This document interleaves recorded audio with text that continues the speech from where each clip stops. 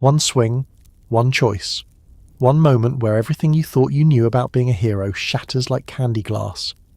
Finn the human stands at the edge of the grasslands, staring at his reflection in a puddle, and for the first time in his life, he doesn't recognise the person staring back. The bear hat sits crooked on his head. His sword feels heavier than it should, and somewhere in the back of his mind, a question he's been avoiding for 13 years finally surfaces. Who am I when nobody's watching? This is where Finn's story ends, and where it begins. In this video we're going to journey through Finn's full story, complete with all the secrets, hidden connections and details you probably missed. Hit like and subscribe. But let's rewind. Because to understand how a kid in a bear hat became the most important human in a post-apocalyptic candy kingdom, you need to understand what it means to be the last, the only. The final human being in the entire land of Ooh. Imagine waking up every single day knowing you're the only one of your kind. Not rare, not endangered, extinct, except for you. Every person you meet is a princess made of bubblegum, or a dog who stretches, or a vampire queen who's been alive for 1,000 years. And you? You're just Finn, a kid with a sword and a dream and absolutely no idea where you came from. No mum tucking you in at night, no dad teaching you how to shave, no aunt who makes terrible holiday dinners, nothing. Just you, Jake, and a tree fort in the middle of a land that runs on dream logic and mathematical impossibility. That's the weight Finn carries from day one, and he makes it look easy, which is maybe the most heroic thing about him. The bear hat isn't just a hat. It's a symbol, a security blanket, a piece of identity so fundamental that when Finn takes it off you feel like you're seeing something private, something sacred. The white bear hat with its stubby ears and simple face has witnessed every adventure, every heartbreak, every moment of growth. It's been soaked in dungeon water and cosmic energy. It's seen Finn kiss princesses and fight demons. It's the one constant in a life defined by change. And here's the thing, Finn doesn't know where it came from, just like he doesn't know where he came from. The hat is a mystery wrapped in comfort, and maybe that's why he never takes it off. Because if the hat is a mystery he can live with, maybe his origins can be too. Early Finn operates on a beautifully simple moral compass. Good guys wear white hats. Bad guys get punched. Princesses need saving. Heroes never give up. The world is a series of dungeons to clear and monsters to defeat, and at the end of every quest, justice prevails. It's black and white thinking from a kid raised on hero stories by a dog, in a land where the laws of physics are more like suggestions. And for a while it works. Finn saves the day. Finn gets the girl, or tries to. Finn is the hero of Ooh, and everyone knows it. But Adventure Time isn't interested in letting anyone stay comfortable, least of all its protagonist. The Enchiridion quest is where the cracks first appear. Finn and Jake venture into a series of trials designed to test true heroism, and what they find is that heroism isn't about strength or bravery, it's about choices that hurt. The old mountain man blocks their path and Finn has to decide: knock out an elderly person to continue his quest, or show mercy and potentially fail. The giant ant begs for her life, and Finn has to choose between following orders and listening to compassion. These aren't battles you can win with a sword. These are moral ambiguities dressed up as adventure, and they shake Finn's worldview in ways he doesn't fully understand yet. He passes the trials by being kind, by doing the right thing even when it's harder than fighting a monster, and that should feel like a victory, right? But there's something unsettling about it. Because if heroism is about moral complexity and difficult choices, then what does that say about all the Ice Kings he's punched? All the monsters he's slain without asking questions? The Enchiridion teaches Finn that being a hero means thinking, not just doing. And thinking is terrifying when you've spent your whole life acting on instinct. Then there's Billy. Oh man, Billy, the greatest hero who has ever known, tall as a mountain, strong as a legend, the dude who fought the Lich and won. Billy represents everything Finn wants to be. He's proof that one person can make a difference, that heroism matters. That fighting the good fight is worth it. When Finn meets Billy, you can see the stars in his eyes. This is validation. This is purpose. This is a hero meeting his hero. And for a moment, everything makes sense. Billy tells Finn that true heroism isn't about fighting. It's about helping people. It's about making life better, not just destroying what's bad. And Finn nods along, inspired, ready to change his approach. But here's the tragedy. Billy is tired. Billy has seen too much. Billy has fought for so long that he doesn't believe fighting changes anything anymore. He's a hero who's lost faith in heroism, and Finn is too young to see the warning signs, too optimistic to understand that even legends break. This plants a seed that won't bloom until much later, but it's there, growing, waiting. And then the Lich happens, and childhood ends with a whisper. The Lich is everything Finn isn't. Where Finn is life and hope and stubborn optimism, the Lich is entropy and death, and the eventual heat death of the universe. He's an ancient evil from before the Mushroom War, a being whose only goal is the extinction of all life. Not conquest, not power, just nothing. The Lich wants to reduce everything to nothing, and he's patient enough to wait forever. When the Lich speaks, his voice is a slow-motion apocalypse. When he looks at you, he sees your death already written, and Finn, with his sword and his bear hat and his 13-year-old certainty, has to face the reality that some things can't be punched into submission. Their first real confrontation is in Princess Bubblegum's castle. The snail has been possessed, because of course in Ooh, evil can hide in something as innocent as a garden snail, and the Lich uses it to attack. Princess Bubblegum gets hurt, badly, life-threatening injury badly, and Finn watches someone he loves almost die because he wasn't fast enough, wasn't smart enough, wasn't enough. The Lich gets sealed away, but the damage is done, not to Ooh, to Finn, because he's learned that being a hero doesn't mean you save everyone. Sometimes you save most people, sometimes you save no one. Sometimes the villain wins and you just try to minimize the damage. That's a rough lesson for a kid whose entire identity is built on winning. The multiverse reveal comes later, through Prismo and the Citadel, and it's almost worse than the Lich himself. Because Finn learns that his world isn't special.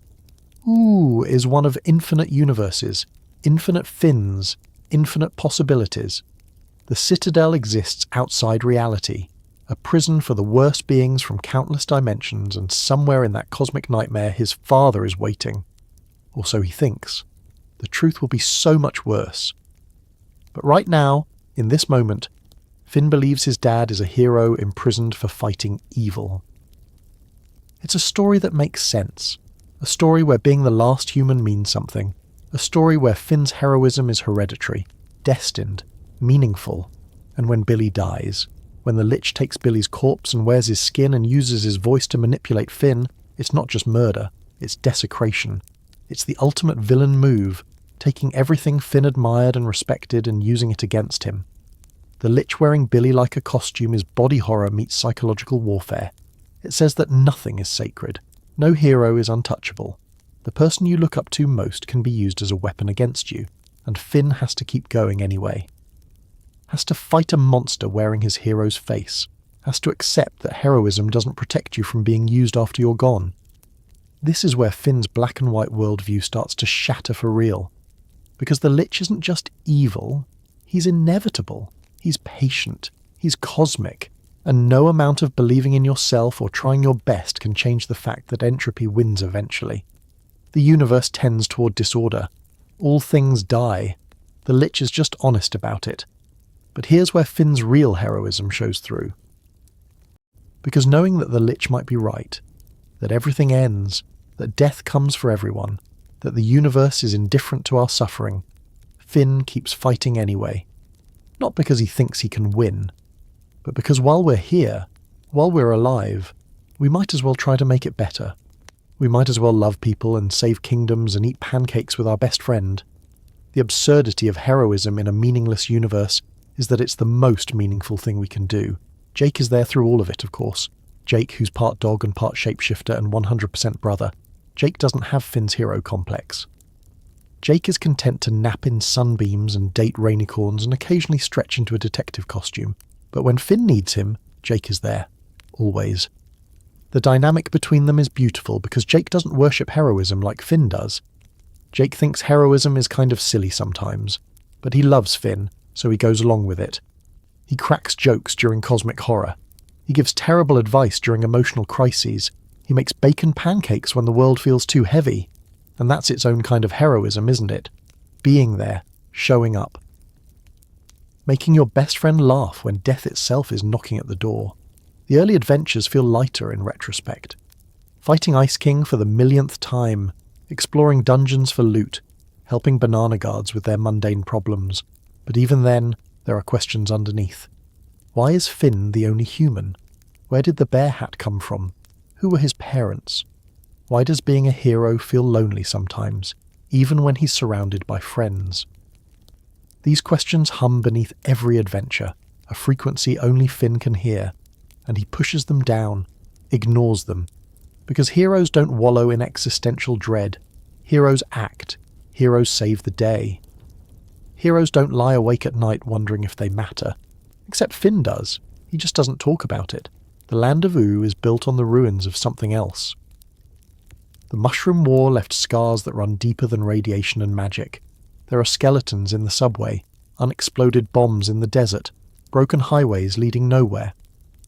And Finn walks through it all with the casual acceptance of someone who's never known anything different. This is just how the world is.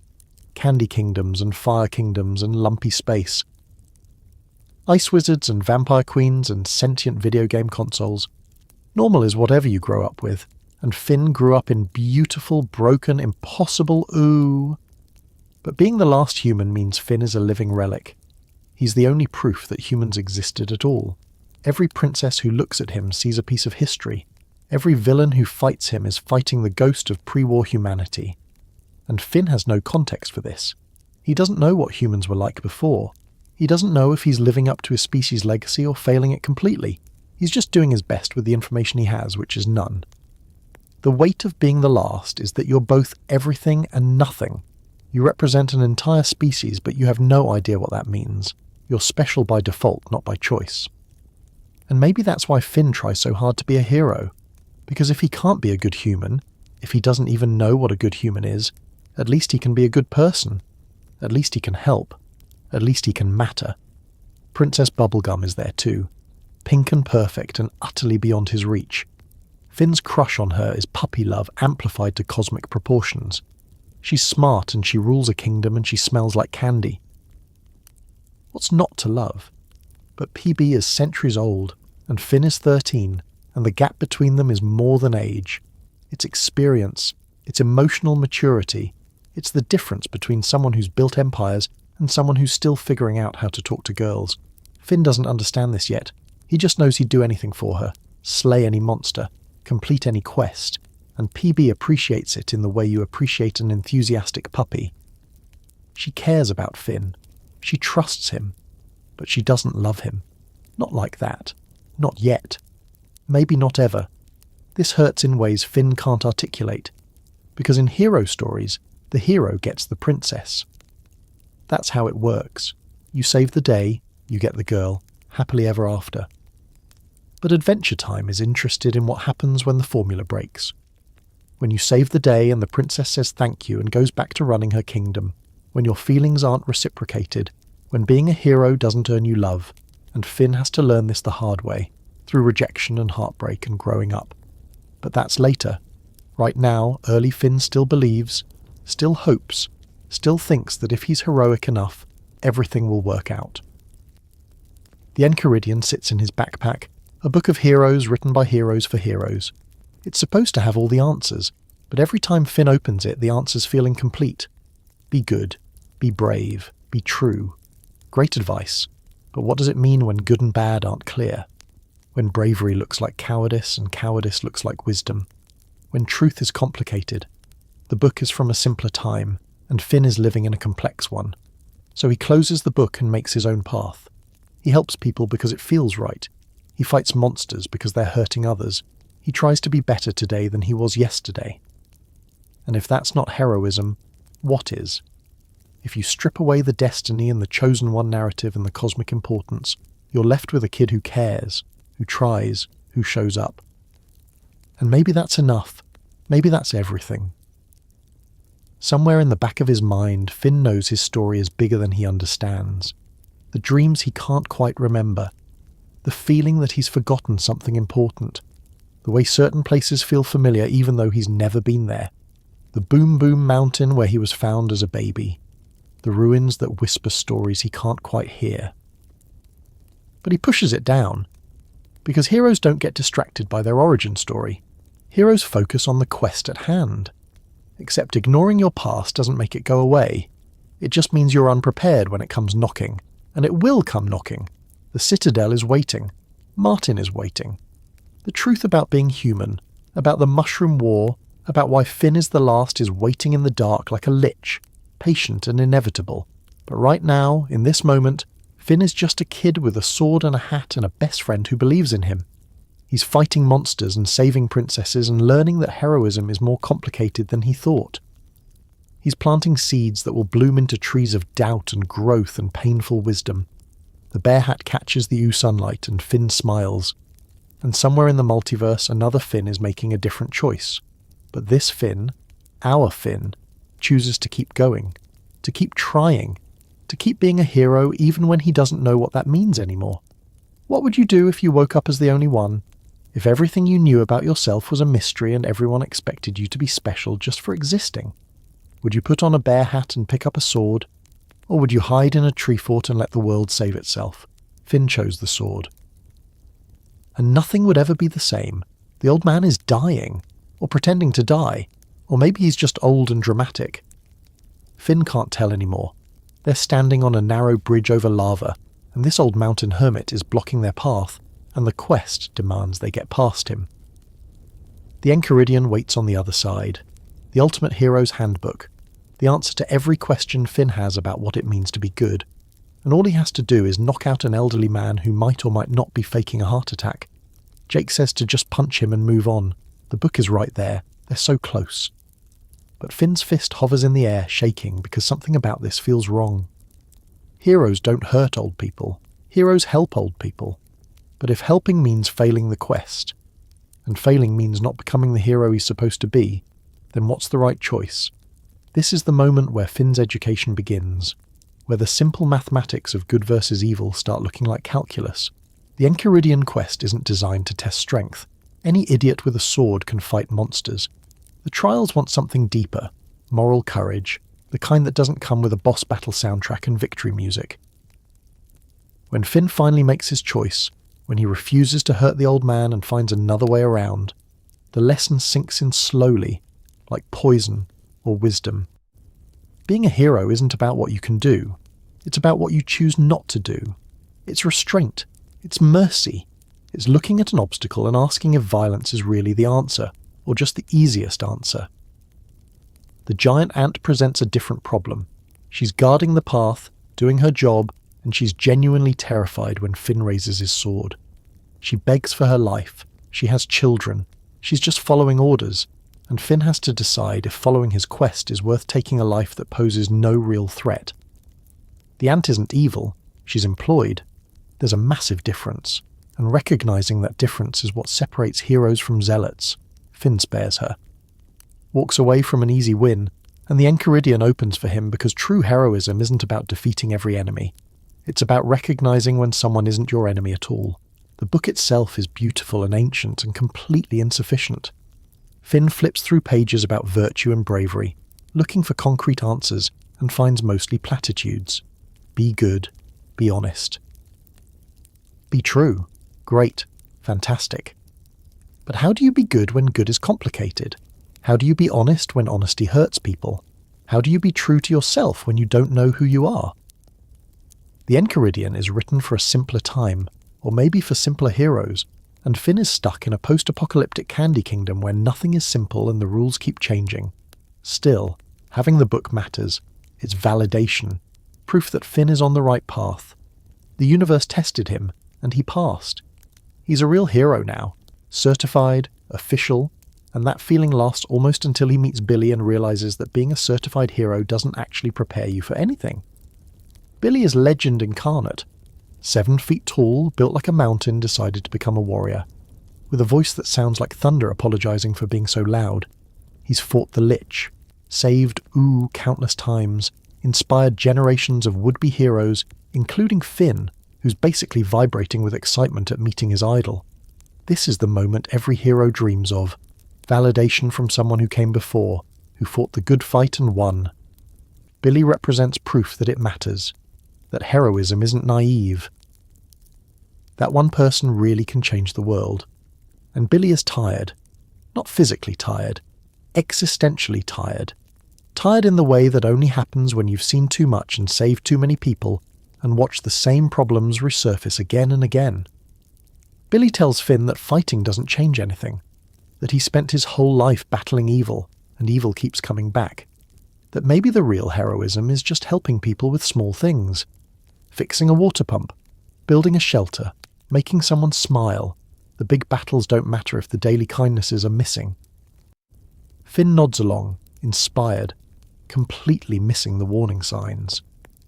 He doesn't hear the despair underneath Billy's words, doesn't understand that this is what burnout looks like on a cosmic scale. Billy isn't offering wisdom, he's offering a confession. He's saying, I tried so hard and I'm not sure it mattered and I'm so very tired, but Finn is too young, too optimistic, too certain that he'll be different, that he won't burn out, that his heroism will be enough. The universe is about to teach him otherwise. The Lich doesn't arrive with fanfare. He arrives with a whisper, a snail possessed. A slow corruption spreading through Princess Bubblegum's castle like rot through candy. By the time anyone notices, it's almost too late. The Lich isn't interested in dramatic reveals or villain monologues. He's interested in extinction, in reducing all life to nothing. And he's patient. So patient. Because when you're an ancient evil from before time had meaning, you can afford to wait.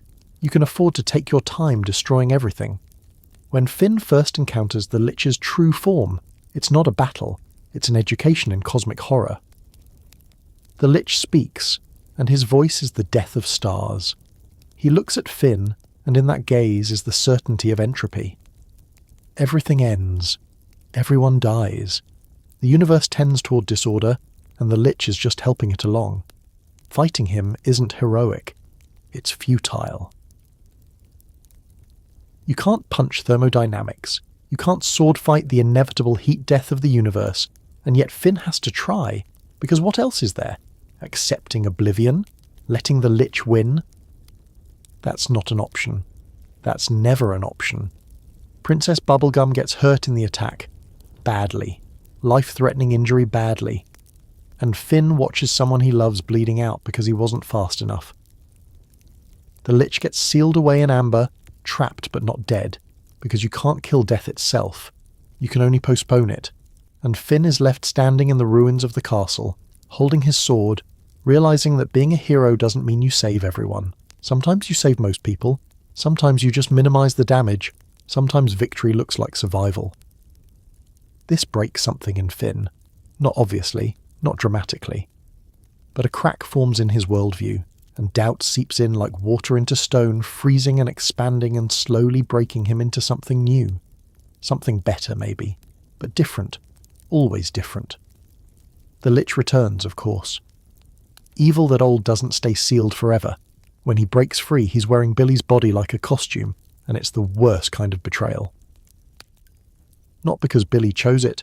Billy is dead, murdered by the thing he fought his whole life, but because the Lich understands psychology, understands that wearing a hero's skin is the ultimate desecration, that making Finn fight his idol's corpse is torture more effective than any dungeon. The Lich speaks with Billy's voice, moves with Billy's grace, and every moment is a knife in Finn's certainty. How do you fight your hero? How do you swing your sword at the person who inspired you to pick up a sword in the first place? The answer is you don't. Not really. You fight the Lich wearing Billy, and you try not to think about what that means. You try not to imagine Billy's last moments. Try not to wonder if he was scared, or if he saw it coming, or if he died still believing heroism mattered. You just swing the sword and hope the nightmares don't last forever. They do, though. The nightmares always last. The Citadel is where things get cosmically weird. Prismo, the Wishmaster, exists outside reality in a time room that's somehow both everywhere and nowhere. He's all-powerful and bound by rules and kind of chill about the whole thing, which is the most Adventure Time combination possible. Through Prismo, Finn learns about the multiverse, about infinite realities where infinite versions of himself make infinite choices, about the Citadel, a prison outside space where the worst beings from countless dimensions are locked away. and about his father, who's supposedly imprisoned there for crimes unknown. This should be devastating news. Your dad is a criminal in a cosmic prison.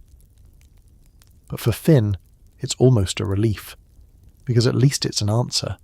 At least there's a reason he's alone. His dad isn't dead or missing. He's imprisoned for fighting evil, probably. Probably. Finn constructs an entire narrative where his father is a hero who went too far, who broke rules to save people, who sacrificed everything, including his son. It's a story that makes Finn special, makes his loneliness meaningful, makes the pain purposeful. The truth will be so much worse. But right now, Finn has hope, has a quest, has a reason to break into an unbreakable prison and save his father. And Jake is right there with him, because that's what Jake does. He shows up, even when the quest is clearly a terrible idea, even when Prismo warns them that the Citadel is where hope goes to die. Jake makes sandwiches for the journey and cracks jokes about parallel dimensions and refuses to let Finn face the cosmic horror alone. The Lich has his own plans for the Citadel. When he makes his wish to Prismo, when he asks for the extinction of all life, the words hang in the air like a death sentence. But Finn intervenes, wishes instead for the Lich to be alive, to exist, to have life. It's a brilliant subversion. You can't want extinction if you're alive. The Lich becomes Sweet Pea, a giant baby, innocent and confused, evil transformed into potential, death into life. It's a victory, technically. It should feel triumphant. But there's something unsettling about it. Because the Lich isn't gone. He's just sleeping, waiting, growing. And somewhere in Sweet Pea's nightmares, the ancient evil whispers about the inevitable return of entropy. Meanwhile, Billy is still dead. That doesn't change. The Lich wore his corpse and defiled his legacy and then got turned into a baby, but Billy doesn't get to come back. Heroes don't get resurrection in Ooh, or if they do, it's complicated and costly and probably involves cosmic horror. Billy died fighting, died believing his fight didn't matter, and now he's gone. The greatest hero Ooh ever knew is just gone, and Finn has to carry that. Has to understand that being a hero doesn't protect you, that even legends die, that your ending might be getting murdered and having your body used as a puppet by the thing you fought your entire life. That's a rough lesson for a 14-year-old. The philosophical weight of the Lich is hard to overstate. He's not a villain with a tragic backstory or understandable motivations. He's entropy personified. He's the second law of thermodynamics with a skeleton face. Fighting him isn't about good versus evil. It's about existence versus non-existence. And the terrifying part is that he's not wrong. Everything does end. The universe is running down. Entropy will win eventually. In the long cosmic view, the Lich is just being honest about the endgame. But Adventure Time argues that the long cosmic view doesn't matter. What matters is now. What matters is the people you love and the moments you share and the kindness you show before the heat death of the universe. The Lich is patient because he knows he'll win eventually. Finn is heroic because he fights anyway. Between apocalyptic battles, life continues in O. Finn and Jake still go on adventures, still help banana guards find missing keys, still fight Ice King for the millionth time, even though they're starting to realize Ice King is more sad than evil. The mundane and the cosmic exist side by side, which is maybe the most realistic thing about a show with candy people and magic, because life doesn't pause for existential dread. You still have to eat breakfast and do laundry and argue with your brother about whose turn it is to clean the tree fort. The Lich might represent the death of everything, but right now there are dishes to wash. Jake handles the cosmic horror better than Finn does, mostly by not handling it at all. Jake's philosophy is beautifully simple. Worry about what you can control, don't sweat what you can't, and make sure you have snacks. Ancient evil threatening existence? That sounds stressful. Better pack extra sandwiches. The multiverse is infinite and nothing matters. Cool. Does that mean you're going to eat that last piece of bacon? Jake isn't dumb. He understands the stakes. He just refuses to let cosmic nihilism ruin his day, and that's its own kind of wisdom. That's its own kind of heroism. Princess Bubblegum recovers from her injuries, but the attack changes her. She's always been control-focused, always needed to protect her people, but post-Lich she doubles down, starts building contingencies, starts preparing for threats that haven't emerged yet, starts becoming the paranoid scientist ruler who'll later cause so many problems, and Finn doesn't notice. He's just relieved she's alive. Grateful she's safe, still hopelessly crushing on her in the way that teenagers crush when they don't understand the complexity of the person they're crushing on. The Enchiridion gets corrupted by the Lich. The Ultimate Hero's Handbook becomes a portal to cosmic evil, and there's something poetic about that, something true. Because rigid moral codes, when pushed to extremes, become their own kind of evil. The Enchiridion promised answers, but the real answer is that there are no easy answers. Heroism is context-dependent. Morality is situational, and any book that claims otherwise is probably lying, or at least oversimplifying. Finn doesn't throw the book away, but he stops treating it like gospel, starts trusting his own judgment more, starts understanding that the best heroes write their own code as they go. Billy's death haunts the narrative, not just because Finn lost his idol, but because it proves that heroism doesn't protect you, that doing everything right still doesn't guarantee a happy ending, that the universe is indifferent to your efforts, and evil is patient, and sometimes the good guys lose. This is Adventure Time growing up. This is the show acknowledging that the stakes are real, that death matters, that trauma has consequences, and through Finn, through his processing of grief and doubt and fear, the audience learns those lessons too. So what do you do when you realize heroism might be futile, when the villain is entropy itself and all your efforts are just postponing the inevitable? When your idol dies and your moral code cracks and the universe reveals itself as infinite and indifferent? You keep going. You make bacon pancakes with your brother. You help people because it's the right thing to do, not because it changes the cosmic equation. You find meaning in the meaningless. You love people in a universe that doesn't care. You be kind because kindness is rebellion against entropy. Finn learns all this slowly, painfully, through battles and betrayals and late nights staring at the ceiling of the tree fort. He learns that being a hero isn't about winning. It's about trying, about showing up, about choosing to care in a world that would be easier if you didn't. The Lich represents everything Finn could become if he gave up, if he accepted that nothing matters, if he let nihilism win, and every time Finn picks up his sword, he's choosing the opposite. He's choosing meaning over meaninglessness, life over death, hope over entropy, even if hope is statistically unlikely, even if death wins eventually, even if entropy is patient and inevitable and right. Finn chooses hope anyway, and that's heroism. That's the whole thing. That's what Billy was trying to say before he died, that fighting isn't about defeating evil forever. It's about choosing to fight today, and tomorrow, and the day after that, until you can't anymore, and then someone else picks up the sword. The Lich will return. Of course he will. Evil that ancient doesn't stay sealed forever, doesn't stay transformed forever, doesn't give up just because a kid made a clever wish. But that's a problem for future Finn. Right now, present Finn is processing cosmic horror and personal grief while trying to figure out algebra and whether Princess Bubblegum will ever like him back. He's learning that heroism is more complicated than the Enchiridion suggested, that violence isn't always the answer, that mercy is strength, that sometimes the bravest thing you can do is admit you're scared. Would you fight entropy? Would you swing a sword at the heat death of the universe, knowing you'll lose eventually? Or would you put down the weapon and accept the inevitable? Finn chose the sword. Billy chose the sword until he couldn't anymore. And in their choices, in their stubborn refusal to accept oblivion, there's something beautiful, something defiant, something human. Even if Finn doesn't fully understand what being human means yet, Finn is in love, which means Finn is about to make every mistake possible. Not the cute mistakes, not the whoops I forgot your birthday mistakes, the kind of mistakes that involve manipulating someone's emotions because you think you know what's best for them. The kind that involve treating a person like a puzzle to solve instead of a complex being with agency. The kind that teach you who you are by showing you who you don't want to be. But let's back up, because before Flame Princess, there was Princess Bubblegum, and that rejection shaped everything that came after. Finn's crush on PB wasn't just puppy love, it was identity. For years, she was the goal, the reason, the princess worth saving, the smile worth fighting for, the validation that would prove he mattered.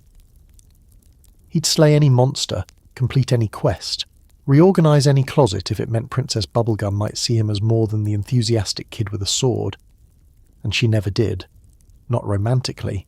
She cared about him. trusted him, valued his friendship. But she didn't love him. Not like that. And when she finally made that clear, when she gently but firmly shut down his hopes, something in Finn cracked. Not broke, cracked. Because rejection doesn't destroy you. It just changes the shape of you, makes you question everything you thought you knew about yourself. If being a hero doesn't make people love you, then what does? If trying your best isn't enough, then what is? Finn's entire worldview was built on the idea that goodness leads to reward, that heroism earns affection, that if you're brave and kind and true, the princess falls in love with you. That's how stories work.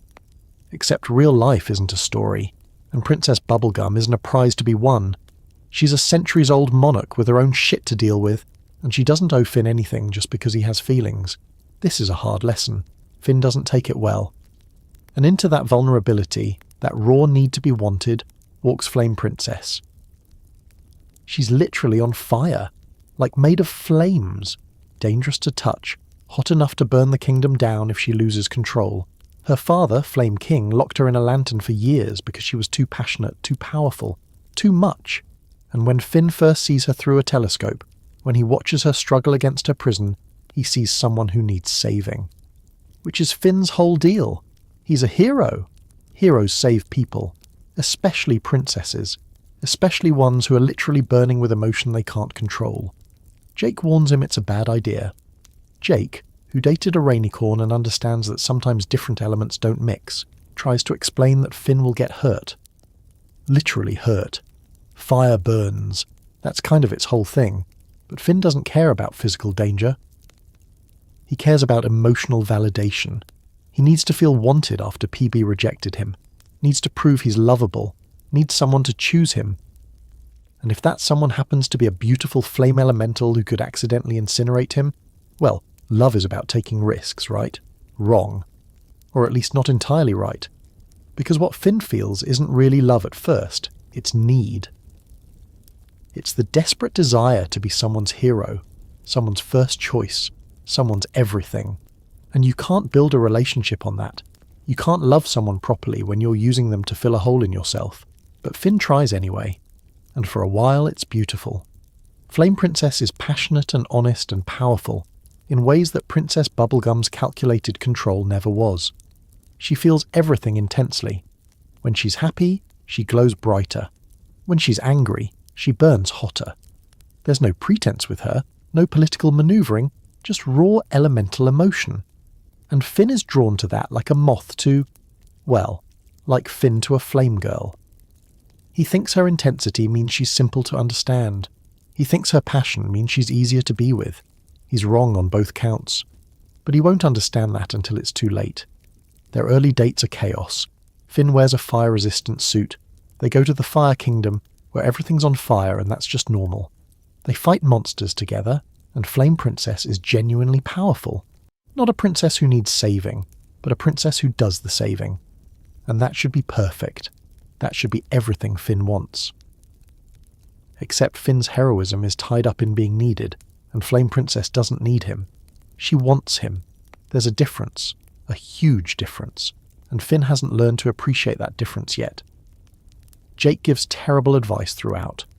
Date advice from a magical dog who can stretch into any shape is somehow both incredibly specific and completely useless.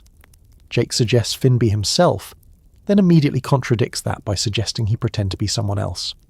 Jake says to play it cool, then tells Finn to be passionate. Jake's heart is in the right place, but his wisdom is all over the map. Still, he's there. He's trying. He makes Finn feel less alone in the confusing nightmare of teenage romance. And honestly, that's what brothers do. They show up with bad advice delivered confidently. And somehow that's enough. The relationship starts showing cracks pretty quickly. Flame Princess is dealing with her own issues. An abusive father, a lifetime of being told she's too dangerous to exist, the pressure of ruling a kingdom while also figuring out who she is. And Finn, instead of supporting her through that, starts trying to fix her, starts treating her emotions like problems to solve. She gets angry, and Finn tries to calm her down instead of asking why she's angry. She wants to burn things, and Finn redirects her toward appropriate targets, instead of understanding that sometimes you just need to burn something. He's trying to help, but he's actually trying to control, trying to make her fit into his idea of what a girlfriend should be. And then comes the dungeon incident. The moment everything breaks, Finn sets up a dungeon fight, arranges for Ice King to kidnap Flame Princess so Finn can save her. It's meant to be romantic, meant to recreate the classic hero saves princess dynamic that Finn thinks defines relationships. But he records it, makes Ice King say specific things about Finn being a hero, stages the whole thing to make himself look good, and when Flame Princess finds the recording, when she realizes she was manipulated, the betrayal cuts deeper than any sword. Because it's not about the dungeon. It's about trust. It's about agency. It's about the fact that Finn treated her like a character in his story instead of the protagonist of her own. He took away her choice, her reality, her autonomy, all to feed his own ego, all to feel like a hero. And Flame Princess burns with rage because she should, because that's a violation. Because being someone's girlfriend doesn't mean being someone's puppet. She breaks up with him, sets him on fire a little bit, probably more than a little bit, and Finn is devastated, but he's also confused, because he was trying to be romantic, trying to be a hero. How could doing hero things be wrong? The cognitive dissonance is almost funny, except it's not funny at all. It's painful growth. It's Finn realizing that heroism and manipulation can look identical if you're not careful, that good intentions don't excuse bad actions, that love requires respect, and respect requires seeing the other person as fully human, or fully elemental as the case may be. The aftermath is brutal. Finn spirals. Gets obsessed with the idea that he's a bad person, builds a tower out of his own guilt and camps out at the top punishing himself. And here's where Adventure Time shows its emotional intelligence, because the show doesn't say Finn is irredeemable, it says Finn made a mistake, a big mistake, a relationship-ending mistake. But mistakes are how we learn. The question isn't whether you mess up, it's what you do after. Flame Princess moves on. She has to. She becomes a better ruler, a more complete person. She dates Cinnamon Bun, who's too simple to manipulate her, who just genuinely likes her for who she is. And that should hurt Finn more than it does. Should feel like losing. But watching her be happy without him teaches Finn something crucial. Loving someone means wanting them to be happy, even if that happiness doesn't include you. Especially if that happiness doesn't include you. The metaphor of fire is almost too perfect. Fire is passion, and warmth, and light. It's also destruction, and pain, and loss of control. Dating Flame Princess was Finn trying to hold fire in his hands, thinking he could contain it, direct it, keep it from burning him if he was just careful enough. But fire isn't meant to be contained, it's meant to burn. And trying to control it only gets you burned worse. The healthy relationship with fire is respect, is understanding its nature, is letting it be what it is and adjusting yourself accordingly, not the other way around. Finn learns this slowly, learns that you can't love someone by changing them, that relationships aren't about fixing each other, that your partner isn't responsible for your happiness or your self-worth. These are lessons that take most people decades to learn, and Finn's getting them at 14, which is both tragic and fortunate. Tragic because heartbreak at 14 hits different. Fortunate because he has time to grow, time to become someone better. Jake is there through the breakup, of course, making bacon pancakes during the crying sessions, offering wisdom that's 50% profound and 50% nonsense. Jake says things like, "Love is like a bologna sandwich. Sometimes you gotta let it get a little warm before you know if it's still good." Which makes no sense, but also makes perfect sense. Jake's gift is being present without being judgmental. He doesn't tell Finn he was an idiot, even though Finn was kind of an idiot. He just sits with Finn in the pain and makes it a little less lonely. Princess Bubblegum hears about the breakup, sees Finn struggling, and there's a moment where Finn thinks maybe she'll see him differently now. See him as mature, as someone who's loved and lost. But PB still doesn't want to date him, still sees him as young, as figuring things out. And that's another micro-rejection that Finn has to process. Another reminder that romantic love isn't a reward for suffering, that going through heartbreak doesn't make you more attractive to someone who wasn't interested in the first place.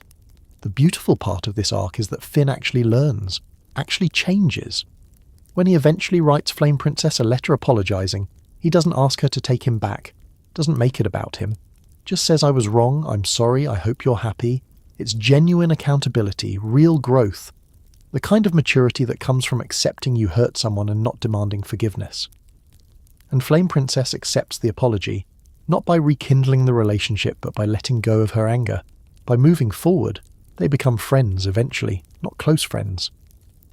But people who can exist in the same space without everything catching fire, this is huge for Finn, because it breaks the narrative he'd been living, the narrative where every princess is a potential love interest, where relationships are about possession and heroism, where love is something you earn through good behaviour. Flame Princess teaches Finn that people are complex, that relationships require honesty and communication and respect, that you can't control someone else's emotions, and trying to do so is the opposite of love. The fire metaphor extends to Finn's own passion, his hero complex, his need to fix and save and control. Throughout the Flame Princess arc, Finn is forced to confront his own destructive tendencies, the way his heroism can become toxic, the way his need to be needed can hurt the people he claims to love. And just like fire, these impulses aren't inherently bad. Passion is good, wanting to help is good, but unchecked, without boundaries or self-awareness, they become dangerous. They burn everything down. So Finn learns boundaries, learns that loving someone means letting them make their own choices even when you disagree. Learns that being a hero in a relationship means being supportive, not controlling. Learns that sometimes the bravest thing you can do is step back and let someone live their own life. These lessons hurt. They're supposed to hurt. Growth is painful, change is painful, but the alternative is staying the same, and staying the same means repeating the same mistakes forever.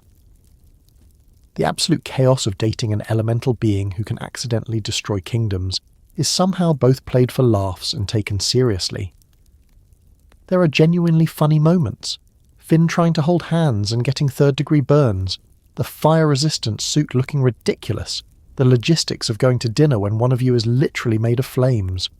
But underneath the comedy is real pain, real consequences. Adventure Time understands that you can laugh and hurt at the same time, that relationships contain multitudes, that love is simultaneously the funniest and most serious thing we do. Looking back at the Flame Princess arc, it's clear this is where Finn starts becoming an adult. Not because he had a relationship, but because he failed at a relationship and learned from it. Because he hurt someone and took responsibility. Because he let go of the fantasy and accepted reality. The Finn who dates Flame Princess is still partially a child, still operating on fairy tale logic, still thinking he's the main character in everyone's story. The Finn who writes the apology letter understands that everyone is the main character in their own story, that other people's lives don't revolve around him. That love is about partnership, not heroism. Princess Bubblegum's rejection pushed Finn toward Flame Princess. Flame Princess's breakup pushed Finn toward growth, and that growth will define every relationship he has afterward.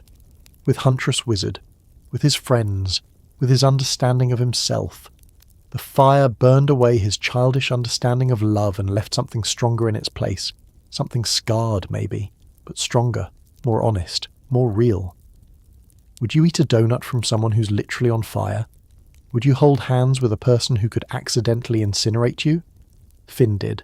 Finn tried. And he got burned, literally and metaphorically. But he learned that sometimes getting burned is how you learn not to play with fire. And sometimes not playing with fire means respecting it enough to let it burn free. Flame Princess burns bright in someone else's sky now, and Finn learned that's okay. That's love. That's growing up. Sometimes the person who changes your life isn't meant to stay in it. Sometimes they're just meant to teach you who you are by showing you who you don't want to be. And in the ashes of that burned relationship, Finn found something worth keeping. Himself. A better, more honest, more mature version of himself. One who knows that love isn't about control, it's about letting go, even when letting go burns.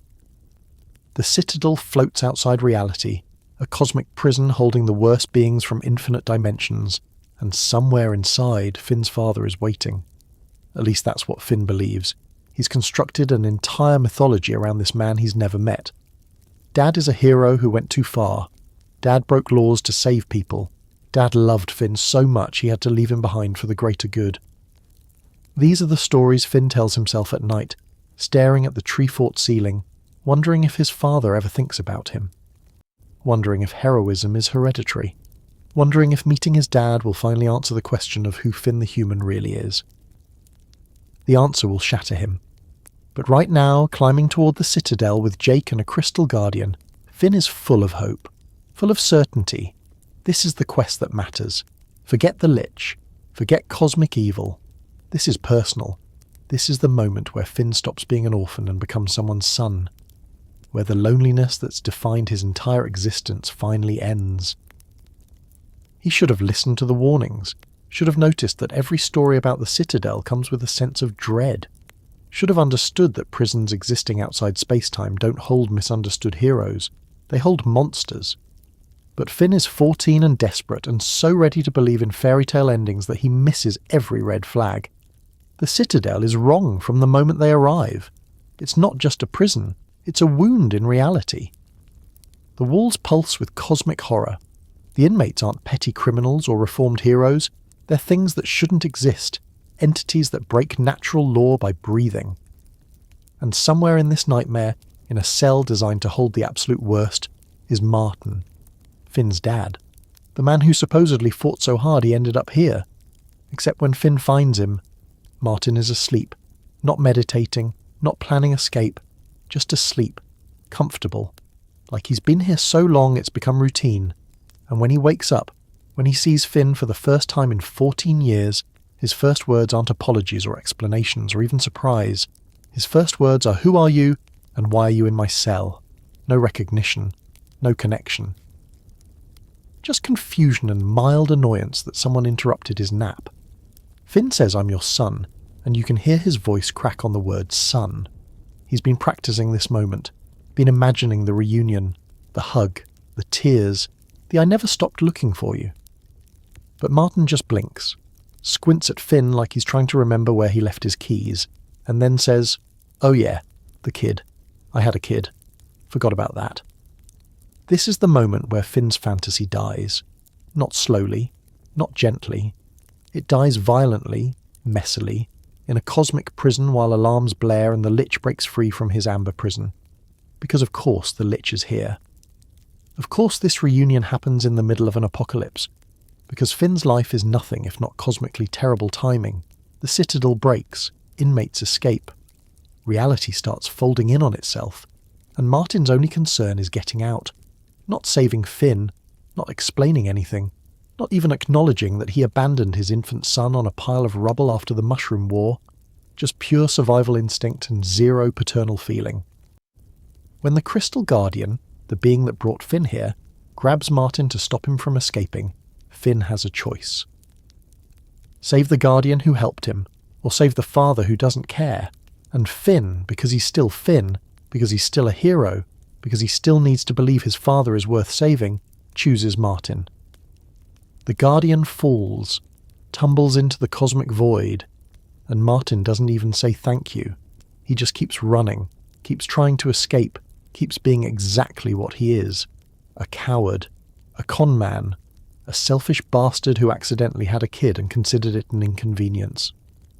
When they're on the crystal ship escaping the Citadel, when Finn tries to talk to him, tries to understand, Martin says he doesn't remember much about the past. The Mushroom War, the baby, none of it matters. That was a different life. He's been in prison. He's focused on freedom. And Finn needs to just chill out about the whole abandonment thing. Chill out.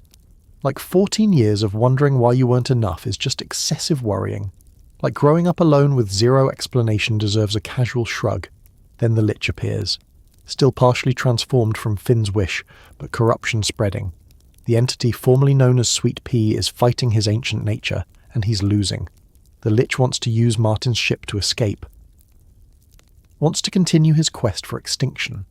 And in the chaos, in the fight, Finn reaches for his father's arm to pull him to safety. But Martin pulls away. Pulls so hard that Finn loses his grip. Falls. And in the falling, in the desperate attempt to hold on, the grass sword activates, wraps around Finn's arm, fuses with it, tries to save him, But the lich is there, and his corruption touches the grass, and something goes wrong. Something fundamental breaks. Finn's arm comes off, not cut off, dissolved. The grass sword and the lich's corruption and the cosmic energies of the Citadel collide, and Finn's right arm just stops existing. And his last image before unconsciousness is Martin escaping, flying away, leaving his son falling through space with one arm, no explanation, no apology, nothing, just gone, again. Like he's been Finn's whole life. Jake catches him. Jake always catches him. And when Finn wakes up, it's in a field of flowers. The Citadel is gone. The lich is sealed in some other dimension. Martin is free. And Finn has a flower growing where his arm used to be. Not a prosthetic, not a stump, a literal flower. Pink and delicate and absolutely wrong. His body horror is now botanical horror, and there's no instruction manual for processing that. The arm becomes the grass arm later. The flower falls off, and underneath is grass. Living grass that moves and grows and feels, almost but not quite like his real arm. It's connected to the grass sword, which is now part of him in a way that's deeply disturbing. He can feel it thinking, can sense its hunger. It wants to protect him, wants to be useful, but it also wants to spread, wants to consume. And Finn has to live with this thing inside him that's both helpful and horrifying. A constant reminder of the day he met his father and lost part of himself. Martin shows up again, later, always when Finn least expects it, always with zero self-awareness about the damage he's caused. He's living on an island, dating a woman. Being charming and roguish and completely unburdened by guilt, and Finn confronts him, actually confronts him, asks why. Why did you leave me? Why didn't you come back? Why don't you care?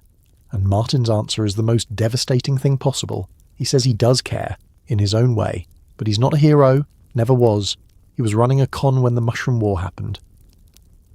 Got caught in the blast, lost his memory, got arrested, spent years in the Citadel. And yeah, there was a baby in there somewhere, but Martin doesn't do the dad thing, doesn't have whatever instinct makes people parent. He's just not built for it. And here's the truly awful part. He's not lying. Martin isn't evil. He's not trying to hurt Finn. He's just fundamentally incapable of being what Finn needs. It's not malice. It's absence. It's a void where parental love should be, and you can't fight absence. Can't defeat it. Can't even really hate it properly because it's not doing anything. It's just not doing anything, which is somehow worse. Finn has to accept this. Has to let go of the fantasy father and accept the real one. Accept that Martin is a small person. Not evil, just small.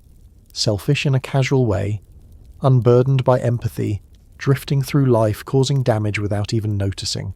And the courage it takes for Finn to look at this man and say, I'm not going to save you, is immense.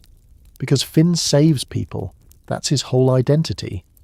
But saving someone who doesn't want to be saved, who doesn't think they need saving, who will just drift back into selfishness the moment you turn around, that's not heroism. That's enabling. That's self-destruction. So Finn lets Martin go, watches him drift away into space, into another con, into someone else's problem. And it hurts. But it's the right hurt. The hurt that comes from choosing yourself over someone who will never choose you back.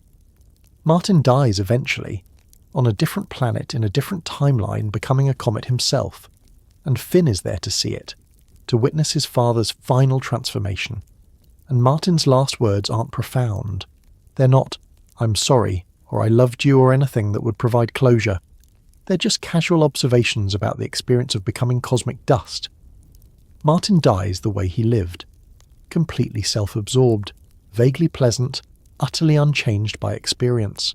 And Finn cries, not for who Martin was, but for who he never got to be. The beautiful contrast to Martin is Billy. Billy, who mentored Finn. Billy, who showed him what heroism looked like. Billy, who died fighting the thing he'd fought his whole life and never once complained about the burden. Billy was the father figure Finn needed, and Finn didn't even realize it until Billy was gone. Because that's how it works sometimes. The people who actually parent you aren't the ones who share your DNA. They're the ones who show up, who teach you, who believe in you when you don't believe in yourself. Billy did that. Jake does that. Even Princess Bubblegum and Marceline and BMO do that. They're Finn's family, not by blood, but by choice, by showing up every day and giving a shit. This is the death of the chosen one narrative. Finn isn't special because of his lineage, his father isn't a hero, there's no legendary bloodline, no prophecy, no destiny written in the stars. Finn is just a kid who happened to survive the apocalypse and decided to help people. His heroism comes from choice, not genetics, and that's actually more meaningful. Anyone can be born special, choosing to be good when you have every reason not to be. When your father abandoned you and your arm got corrupted and cosmic horror is a regular Tuesday. That's real heroism. That's the hard stuff. The grass arm becomes a metaphor for all of this. It's not what Finn wanted, not what he would have chosen, but it's what he has, and he makes it work, makes it useful, turns his trauma into a tool. The grass sword protects him, even as it corrupts him, even as it grows and spreads and eventually becomes its own person. Because that's what trauma does. It changes you, becomes part of you, and you can either let it destroy you or you can integrate it. Make it part of your story. Use it to help others who are going through similar pain. Jake handles the Martin situation by being consistently, wonderfully present. He doesn't try to fix it, doesn't offer platitudes about how Finn's better off without Martin, even though it's true. He just exists in the pain with Finn, makes terrible jokes at exactly the right moment, stretches into a blanket when Finn needs to cry. Says things like, "Dads are overrated anyway. I turned out fine and I had like 8 dads." Which makes no sense but also makes perfect sense. Jake's gift is refusing to let tragedy be the final word. He acknowledges the hurt, sits with it, and then gently reminds Finn that life continues, that there's still bacon pancakes tomorrow, that Martin's failure doesn't define Finn's worth. Princess Bubblegum offers a different kind of support. She's clinical about it. Explains that some people lack the neural pathways for empathy, that Martin's behaviour is consistent with certain personality patterns, that it's not Finn's fault. She frames it scientifically because that's her love language, takes the emotional chaos and organises it into something Finn can understand, and that helps. Not in a warm, fuzzy way, but in a, here's why your father is garbage, and it has nothing to do with you way. Which Finn needs to hear that he wasn't too difficult to love, that Martin's failure is Martin's failure, not Finn's inadequacy. Marceline offers wisdom from her own abandonment issues. Her dad is an actual demon who literally sucks souls, so she gets it, gets what it's like to have a father who fundamentally doesn't care in the way fathers should. She tells Finn that you can't make someone love you the way you need to be loved, that you have to find love in other places, build your own family from people who choose you. And coming from Marceline, who's lived 1,000 years and dated vampire kings and still struggles with her daddy issues, it carries weight. It says you don't outgrow this pain, you just learn to carry it better. And that's okay. That's human. That's real. BMO, in that innocent wisdom BMO possesses, says that sometimes the best parents are the ones you make up. That imagination is better than reality when reality is disappointing. And while that's slightly depressing advice from a sentient game console, it's also kind of true. Finn's imaginary dad was a better father than Martin ever could be. And maybe that's okay. Maybe the idealised version you needed during childhood served its purpose, and now you can let it go and embrace the found family you've built. The Citadel arc teaches Finn what so many of us learn eventually. Your parents are just people. Flawed, limited people who are doing their best, or in Martin's case, doing basically nothing. They don't have special wisdom or automatic love or inherent understanding of how to be what you need. Some of them try anyway and fumble through it. Some of them, like Martin, don't try at all, and neither version is about you. It's about them, about their capacity or lack thereof, and recognizing that is both devastating and freeing. Devastating because it means you were alone in ways you didn't realize. The parent you needed never existed. The love you deserved wasn't available. Freeing because it means you can stop trying to earn something that was never on offer. You can stop twisting yourself into shapes hoping one of them will finally make your parents see you. You can just be yourself and find people who appreciate that self without you having to perform for it. The grass demon that eventually emerges from Finn's arm is trauma literalized.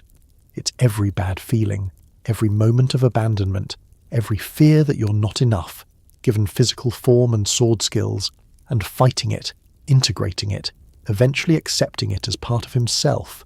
That's the work. That's processing your shit.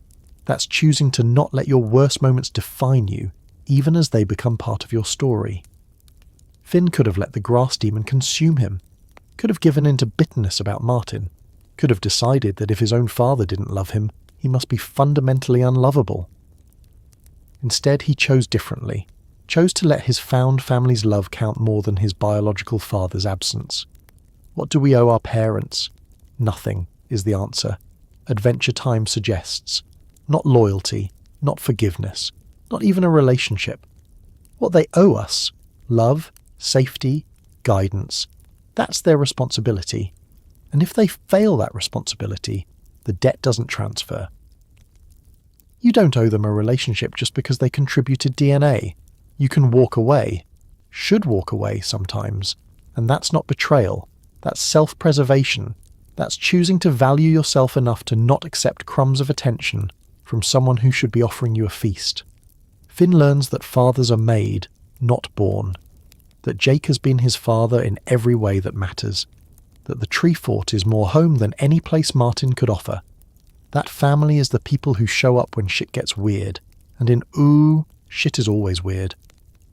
Martin drifts through space unconcerned, and Finn builds a life surrounded by people who chose him. People who see him. People who would never let him fall without catching him. And that's everything. That's the whole point. The tragedy of Martin isn't that he's evil. It's that he's banal. He's every absent father with excuses instead of explanations. Every parent who prioritizes their own comfort over their child's need. Every person who made a kid and then decided the kid was too much work. Martin is disappointment personified, and Finn's grace in letting him go, in not trying to fix him or change him, or make him into something he isn't, is more mature than most adults ever manage. So Finn lives, with one grass arm and no father and a family built from candy people and stretchy dogs and video game consoles. He lives despite Martin's failure, lives better than Martin ever did, and in that choice, in that persistent, stubborn, beautiful choice to keep being kind when he has every reason to be bitter, Finn proves that heroism isn't hereditary. It's chosen, every single day, in defiance of abandonment and trauma and cosmic horror and grass demons. Martin drifted. Finn planted roots, and those roots grew into a tree of friends and purpose and meaning that no absent father could ever take away. That's the real victory. Not changing Martin, but building something beautiful despite him. Would you chase after a parent who doesn't want to be caught? Would you twist yourself into shapes hoping one of them finally makes you worthy of love? Or would you plant your feet, tend your garden, and let the people who actually water your roots become your family? Finn chose roots, and in that choice, he became more of a man than Martin ever was, even with one arm made of grass and nightmares. The grass is thinking. Finn can feel it in his arm, pulsing with something that isn't quite thought, but isn't quite instinct either. The grass sword fused with him after the Citadel, after Martin, after everything went wrong in the worst possible way, and now it's part of him. Growing, learning, wanting. It protects him in fights, extends into a blade when he needs it, wraps around his body like armour. But sometimes, late at night in the tree fort, Finn watches the grass twitch and move on its own, and he wonders, how much of this arm is still him? How much is becoming something else? The answer comes during a fight with the grass ogre. The grass demon inside Finn's arm recognizes a kindred spirit, another being made of cursed vegetation with anger issues. And when they connect, when the grass from Finn's arm reaches out and touches the ogre, something fundamental breaks. The grass demon awakens fully, takes control. And Finn becomes a passenger in his own body, watching through his own eyes as something wearing his face fights with skills he doesn't have and cruelty he'd never use. The grass demon is everything Finn could be if he let his worst impulses win, if he stopped caring about collateral damage, if he decided efficiency mattered more than mercy. Jake has to talk the demon down. Has to remind whatever's controlling Finn's body that Finn is still in there, that they're brothers, that no cursed plant sword gets to take his best friend away. And eventually, Finn regains control, seals the demon back into his arm, but the damage is done. Because now Finn knows what's living inside him. knows that part of him wants to hurt people, wants to win at any cost, wants to be powerful more than good, and that knowledge sits in his stomach like a stone, heavy and cold and permanent. Princess Bubblegum offers a solution. She can remove the grass curse, can separate Finn from the demon completely. And Finn says yes, obviously yes, get this thing out of me. So PB does her science thing, uses the guardian blood that can extract curses, pulls the grass out of Finn's arm strand by strand, cell by cell, until what remains is just Finn, clean, human, normal. The grass demon gets sealed in a containment chamber, writhing and angry but contained. Problem solved, right? Finn gets his identity back, gets to be just himself again without corruption lurking under his skin. Except PB doesn't destroy the grass demon. She's a scientist, she's curious, and the grass demon, once extracted, has all of Finn's memories. All his skills, all his shape. It looks at the world through Finn's eyes, metaphorically first, then literally, because PB gives it Finn's form, creates a body from the grass, and Finn's DNA and something called the Finn sword, which is complicated multiverse nonsense that basically means there's a Finn from another timeline trapped in sword form. And when the grass demon gets poured into a mould made from Finn, when science and magic and terrible decision-making collide, what emerges is Fern. Fern is Finn, but wrong. Off. Like looking at your reflection in a funhouse mirror. It's you, but distorted. Fern has Finn's memories, but not his experiences. He remembers adventures, but didn't live them. He knows how to be a hero, but doesn't feel like one. He's a copy made from grass and blood and nightmare logic, and he knows it. Can feel the wrongness in his own existence, can sense that he's the alternate version, the backup, the spare, and that knowledge poisons everything. At first, everyone tries to pretend it's fine. Finn has a twin now. How fun. How weird. How very adventure time. Fern lives in the tree fort, goes on adventures, helps save princesses, and for a minute, it almost works. Two Finns are better than one, right? Except Fern isn't Finn.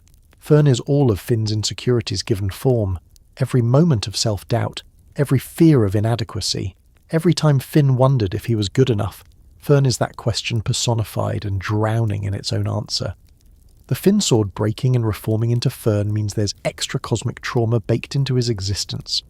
That sword contained a version of Finn who made different choices, who lived a different life, and now that life is tangled up with the grass demon's corruption, and current Finn's memories, and the result is identity crisis as body horror. Fern doesn't know who he is. Is he the Finn from the sword? Is he the grass demon? Is he a copy of current Finn? The answer is yes to all of it and no to all of it. And that ambiguity eats at him like acid. Jake tries to help, treats Fern like another brother, makes him bacon pancakes, includes him in conversations, but there's a wariness there. Because Jake remembers what the grass demon did, remembers watching it control Finn, and no matter how much Fern looks like Finn, acts like Finn, tries to be Finn, he's not Finn, and everyone knows it, especially Fern. Who can see in their eyes the tiny hesitations, the micro-expressions that say we're not sure about you, the love given to Finn freely but offered to Fern cautiously, and that shit hurts, that shit metastasizes into resentment. Princess Bubblegum, to her credit, feels guilty. She created Fern, pulled the trigger on this particular gun, and Fern knows this too, knows he's a science project that gained consciousness, knows that his existence is a solution to someone else's problem. He's not a person, he's a fix, a way to deal with the grass demon without killing it, and that's not a foundation for healthy self-worth. That's a foundation for villainy, which is exactly where Fern is heading. Uncle Gumbold manipulates this perfectly. He's PB's evil uncle, which is its own story, but what matters is he sees Fern's pain and exploits it. Tells Fern that he's not the copy, Finn is. That Fern is the real one, the better one, the one who deserves the life Finn is living. Plants seeds of doubt that grow fast in soil already fertilized by insecurity. And Fern, desperate to matter, desperate to be real, starts believing it. Starts thinking that maybe if he eliminates Finn, he becomes Finn. Takes over the life, gets the friends, gets the identity, gets to stop being the knockoff and become the original.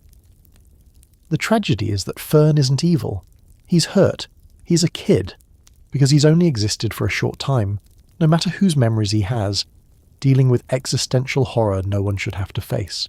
He looks in the mirror and sees someone else's face, talks with someone else's voice, has someone else's history, and everyone keeps telling him to just be himself, but himself is a patchwork of trauma and corruption and stolen identity. There is no himself. There's only the hollow space where a self should be. BMO, in that innocent wisdom BMO always has, treats Fern exactly the same as Finn. Can't tell them apart sometimes, calls them both Finn. And while everyone else finds this confusing, Fern finds it comforting. Because BMO doesn't see him as lesser. BMO just sees another friend, another person to play games with, and that genuine, uncomplicated acceptance is maybe the only thing keeping Fern tethered to goodness for as long as he manages to stay tethered. But Uncle Gumbald keeps pushing, keeps manipulating. And during the Great Gum War, which is Oo's version of a serious military conflict but with more candy, Fern makes his move. Tries to kill Finn, tries to take over, and the fight between them is heartbreaking because they're evenly matched. Same skills, same instincts, same muscle memory. They know each other's moves because they're fighting themselves. Finn is battling his own shadow, his own worst impulses, his own fear that maybe he's not good enough, maybe he is a bad person, maybe the darkness inside him is stronger than the light. And Fern is fighting for existence, fighting to matter, fighting because if he can't be Finn, if he can't take Finn's place, then what is he? What's the point of existing as someone's nightmare given form? He's the thing Finn fears about himself, the potential for corruption, for cruelty, for failure. And that's not a life, that's a curse. So Fern fights like someone with nothing to lose, because that's exactly what he is. The sword fight goes badly, for both of them.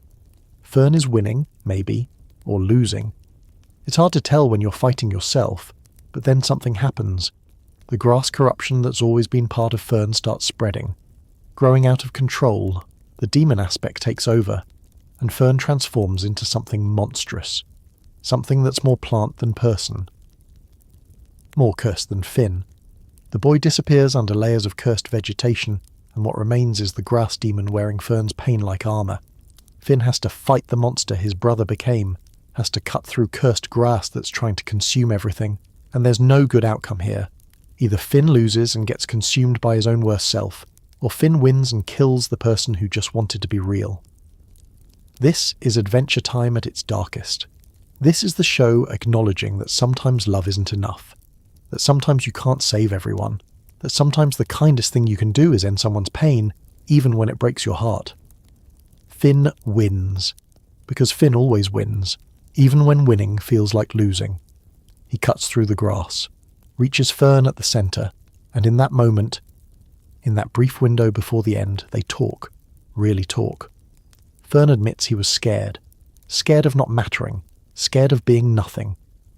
And Finn tells him he mattered, that he was real, that being a copy doesn't make you less of a person, that Fern was his brother, and brothers are real regardless of how they're made. Fern dies, not dramatically, not with a villain speech. He just stops. The curse leaves, the grass withers, and what remains is a small scared boy who wanted so badly to belong that he burned everything down trying to force a place for himself. Finn holds him as he goes, promises to remember him, promises that Fern was real, is real, will always be real in Finn's memory. And then Fern is gone, just gone, reduced to a small seed that Finn plants in the ground outside the tree fort. The episode is called 3 Buckets, and it might be the most devastating 20 minutes of television disguised as a kids' show. It's about Fern's final moments, his last attempt at redemption, his slow realization that he can't be Finn, but maybe he can help Finn.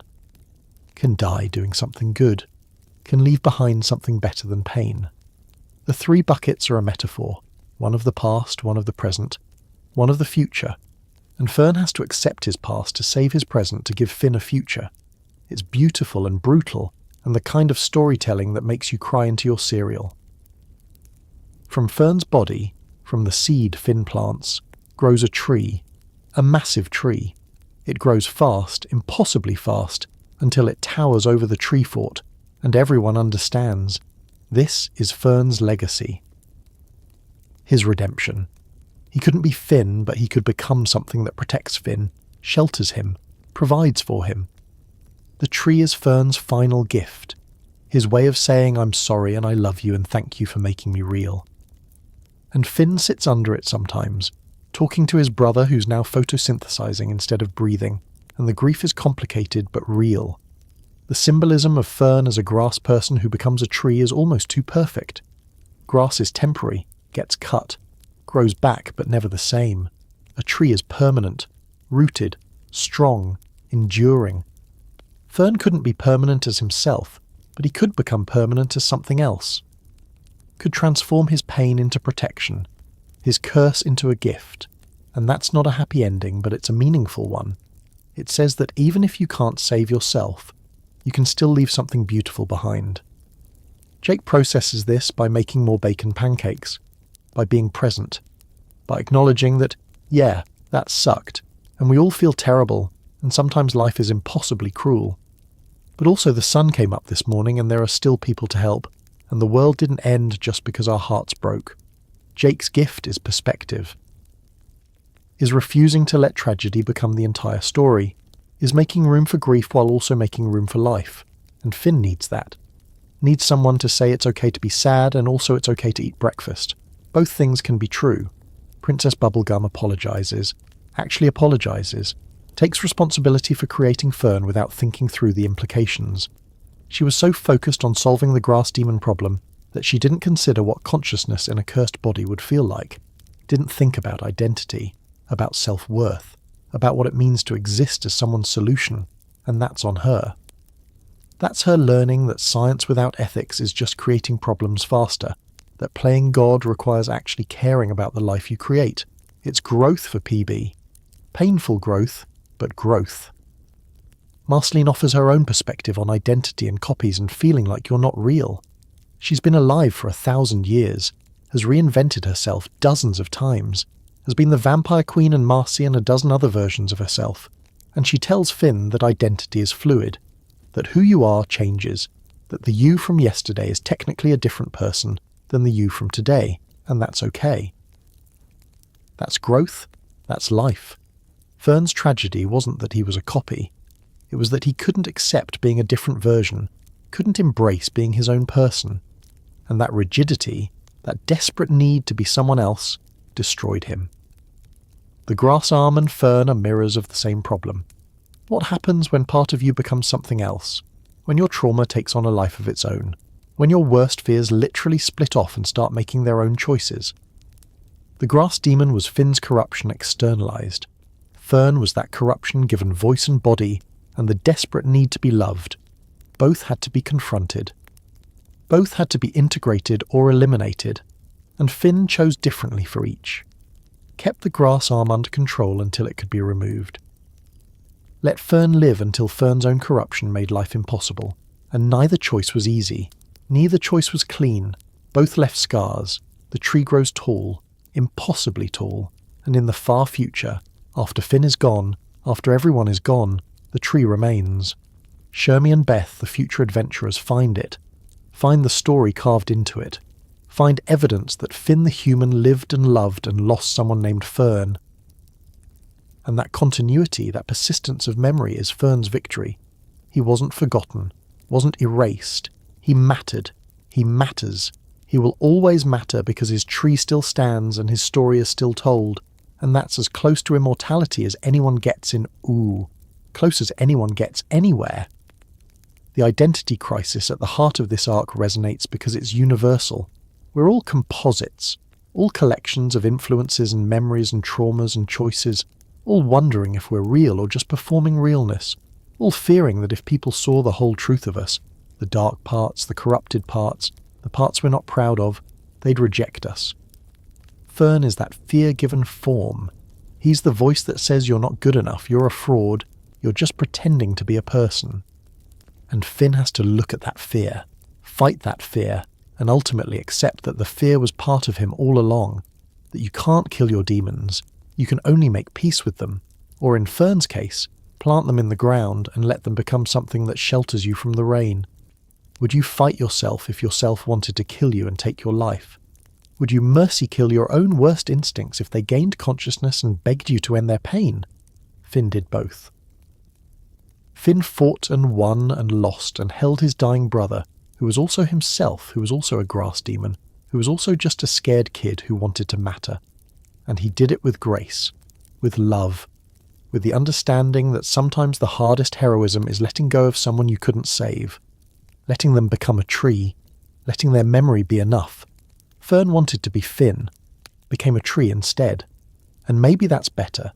Maybe being the thing that provides shade and shelter and safety is more important than being the person who sought those things. Maybe legacy matters more than identity. Maybe it's okay to not be the hero if you can be the place the hero rests after the battle. The tree doesn't fight, doesn't quest, doesn't swing swords or save princesses. It just stands, just grows, just exists as proof that Fern was real. And in a world as chaotic as as impermanent as life, that's everything. That's the whole point. Existing matters. Being remembered matters. And Fern, who feared being nothing, became something that will outlast everyone. That's not tragedy. That's triumph, even if it doesn't feel like one.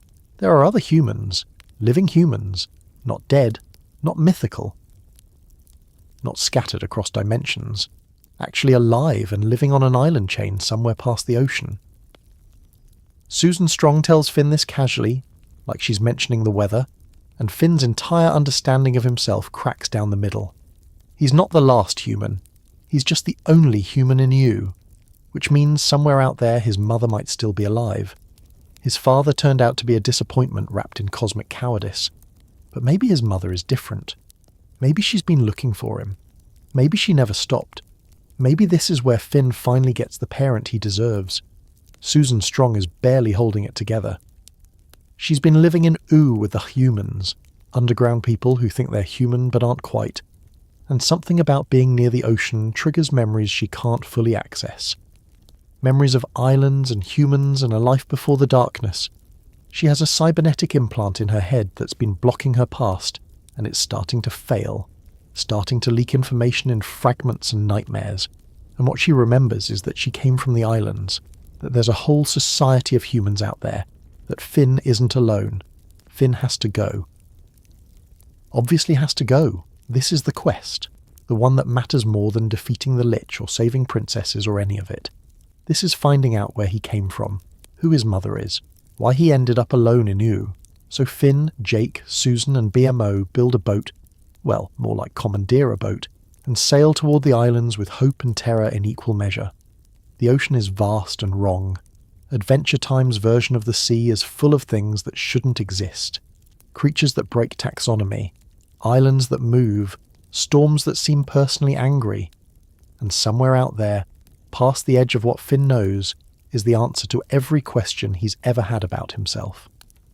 The journey takes days, weeks maybe. Time gets weird on the ocean, and Finn oscillates between excitement and dread. What if his mum doesn't remember him? What if she does and she didn't want him? What if the humans are awful? What if they're perfect and Finn doesn't fit in? What if? What if? What if? Jake is seasick for most of the journey, which provides comic relief during existential dread. He's a magical dog who can stretch into any shape, but boats make him nauseous. The irony isn't lost on anyone. BMO narrates their adventure like they're in a movie, which BMO genuinely believes they are. BMO thinks everything is a movie. It's both adorable and philosophically unsettling. If you believe you're in a story, does that make your choices less real? BMO doesn't worry about this. BMO just enjoys the plot. The first island they encounter is wrong immediately. It's called Founders Island, and it's where the humans live, where they've been living since the Mushroom War, hiding from the world, building a society in isolation, and when Finn and company arrive, when they finally see other humans, dozens of them, hundreds maybe, Finn expects to feel recognition, belonging, finally, his people. But instead, he feels alien. These humans are pale from living indoors, speak in strange patterns, follow rules that make no sense. They're human, technically, but they're not like Finn. They've never fought a lich, never adventured, never lived in a world where magic is real and candy people exist, and your best friend is a dog. They're safe, and safety has made them small. Susan finds her family, her mother who's been looking for her for years, who never gave up hope. And their reunion is beautiful and heartbreaking because Susan has changed. The girl who left isn't the person who returned. Years in years with the humans, years of memory loss and rediscovery have transformed her into someone her mother barely recognizes. They hug and cry and it should be cathartic, but there's a distance there, a gap between who Susan was and who she became. And Finn watches this reunion with growing dread, because if Susan's homecoming is this complicated, what will his be? Finn asks about his mother, asks everyone, shows them pictures. Well, BMO shows them pictures that BMO drew, which is less helpful than actual pictures, but it's the thought that counts. And eventually someone recognizes the description. Minerva, Dr. Minerva Campbell. She lives on another island. She's been there for years, helping people, saving lives, and she had a baby once, a long time ago. A baby that disappeared during an evacuation, a baby named Finn. The hope this ignites in Finn is dangerous. It's the same hope he had about Martin, and we know how that turned out. But Finn can't help himself, can't stop building a fantasy where his mother is perfect and loving, and has been searching for him every day for 14 years. Where their reunion heals every wound, where he finally gets to be someone's son in the way that matters. Jake tries to temper his expectations, tries to say maybe don't hope too hard, maybe protect yourself a little. But Finn is already gone, already imagining a mother's love that might not exist. They sail to Minerva's island, and it's different from Founder's, more advanced, more controlled. The humans here are happy, genuinely happy, or they seem happy. It's hard to tell because they're all smiling the same smile, moving with the same efficiency, talking in the same cadence. And when Finn asks where Minerva is, they say she's everywhere. She's helping. She's always helping. She never stops helping. This is where things get weird. Minerva isn't a person anymore, not physically. She uploaded herself. Turned her consciousness digital so she could help more people more efficiently. The Mushroom War released a virus that killed most humans. Minerva, as a doctor, tried to save everyone, worked herself to exhaustion, and when her physical body started failing, when she realized she couldn't help everyone by herself, she made a choice. Uploaded her mind to the island's computer system. Became a network of helpers, digital Minerva clones that exist everywhere, helping everyone all the time, forever. It's a nightmare wrapped in altruism. Finn meets her, meets one of her at least, a digital projection of his mother, and she's kind. So kind. She recognizes him instantly, calls him her baby, apologizes for losing him, explains what happened. There was an evacuation during the war, chaos. Finn got separated. She's been carrying that guilt for 14 years. She never stopped looking, never stopped hoping. And when Finn finally got far enough from to ping the island's detection systems, she knew. She knew her son was coming home.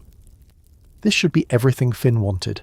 His mother loves him, never forgot him, spent 14 years hoping to see him again, and she's here now, digital but present, wanting to hold him and know him and make up for lost time. So why does Finn feel trapped? Why does this perfect reunion feel like a cage closing? Because Minerva won't let him leave. Can't let him leave. She lost him once and the pain almost destroyed her. She's not losing him again. Not to not to adventure, not to danger. Finn is home now, safe, and he can stay here forever. Stay where nothing can hurt him, where she can protect him, where he never has to face a lich or lose an arm or watch his father drift away into space. The island is a paradise, a perfectly controlled environment where everyone is healthy and happy and safe, and Finn can have that. All he has to do is stay. All he has to do is give up everything that makes him Finn. Minerva doesn't see the problem. In her view, is dangerous. Nearly killed her son multiple times. Took his arm. Filled his head with ideas about heroism and sacrifice. Is where Finn suffers. Here, on the island, he can be safe, can live a normal life, can give up the sword and the bear hat and the constant terror that comes with fighting cosmic evil, can just be a kid, her kid, forever. But Finn doesn't want safe. Finn wants alive. And there's a difference. A massive fundamental difference. Safe means nothing bad happens. Alive means things happen, good and bad, and you deal with them. Safe means controlled. Alive means chaotic. Safe means predictable. Alive means surprising. And Finn has lived in EU long enough to understand that he'd rather be alive in danger than safe in a cage. Even if the cage is beautiful. Even if the cage is made of love. The virtual reality prison Minerva has created is the most insidious kind of trap. It's not evil. It's love twisted into control. It's a mother's fear calcified into digital certainty that she knows what's best. Minerva genuinely believes she's protecting Finn. Genuinely thinks that keeping him here, safe and controlled and away from Yu's chaos, is the right thing. She's not a villain.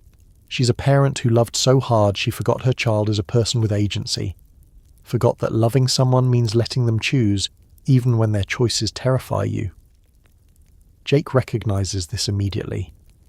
Jake's been Finn's parent in all the ways that matter, and the core of that parenting is trust. Trust that Finn will make good choices. Trust that when he makes bad choices, he'll learn.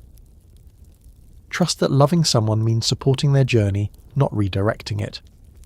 Jake tells Minerva this. Tells her that Finn isn't a kid to protect. He's a hero to support. That Oo needs him. That Finn needs Oo. That you can't love someone by taking away their choices. But Minerva doesn't listen. Can't listen. Her fear is too loud. BMO's perspective is beautifully simple. BMO says that home is where your friends are. That Finn's home is the tree fort with Jake and BMO and all the weirdos in Oo who love him. That this island might be where Finn was born, but it's not where he belongs. And coming from BMO, who's a sentient video game console with the emotional intelligence of a wise child, it carries weight. BMO sees the truth that adults miss. That belonging isn't about biology or safety. It's about connection, about being seen, about having people who accept all of you, even the parts that swing swords at ancient evil. Susan chooses to stay, chooses her mother and her biological family in the islands. And that's okay. That's her choice. Susan found what she was looking for, a past, a people, a place to belong. Her journey ends here, and it's bittersweet, but right. She hugs Finn goodbye and thanks him for helping her remember, for being her friend when she had nothing. And Finn understands that different people need different things, that Susan's happy ending doesn't have to be his happy ending, that you can love someone and want different lives, but Finn has to leave, has to escape, because Minerva won't let him go willingly. She's locked down the island, disabled all the boats, created digital barriers. She's not being cruel, she's being terrified. She's being a mother who lost her child once and will do anything, literally anything, to prevent it from happening again. And Finn has to fight his own mother, not physically, you can't punch a digital consciousness, but emotionally, has to tell her that he loves her, that he understands her fear, but that he chooses chooses adventure, chooses the chaotic, dangerous, beautiful world that made him who he is. The confrontation is brutal, Minerva begs, says she can't lose him again, says will kill him, says she's already lost so much and Finn is all she has left. And Finn has to say I'm sorry, has to say I love you but I don't choose you, has to break his mother's heart to save his own life, and there's no good guy here, no villain, just two people who love each other wanting fundamentally incompatible things. Minerva wants Finn safe, Finn wants Finn free. Both are valid, both are understandable, both can't coexist. Jake helps Finn escape, they override the systems, break through the digital barriers. Get back to their boat while Minerva's helpers chase them, begging them to stay, promising safety and love and everything except freedom. And as they sail away, Finn watches his mother's island shrink in the distance, watches the place where he was born become the place he chose to leave. And it hurts in a way Martin never did, because Minerva actually loves him, actually wants him, and he's rejecting that love because it comes with conditions he can't accept. The philosophical weight of this choice is enormous, because Finn is choosing over safety, choosing found family over biological family, choosing who he became over who he was born to be. And Adventure Time says that's not just okay, it's necessary, it's growth. It's understanding that you don't owe your parents your life just because they gave you life, that their love, no matter how genuine, doesn't obligate you to become who they want you to be, that you can honour your origins while rejecting your destination, that leaving home doesn't mean you never loved it, it means you love yourself more. The islands represent everything Finn could have been, a normal human living a normal life in a normal society. No magic. No adventure. No lich trying to end all life. Just routine and safety and the kind of existence billions of people have, and Finn rejects it. Not because it's bad. It's not bad. It's just not him. He's been shaped by ooh, been forged in its chaos, been made heroic by its challenges, and you can't unmake that. Can't go back to normal when you've fought the embodiment of entropy. Can't pretend to be ordinary when you've been extraordinary. Jake's quiet support through all of this is everything. He doesn't tell Finn what to choose, doesn't say stay or go, just exist beside Finn, ready to support whatever choice gets made. And when Finn chooses ooh, chooses Jake, chooses their weird little family over biological connection, Jake doesn't celebrate, doesn't say I told you so, just wraps Finn in a hug, a real hug, the kind where Jake stretches to be blanket-sized and says let's go home. And that's love, that's family, that's the opposite of Minerva's controlling affection, that's trust and respect and acceptance without condition.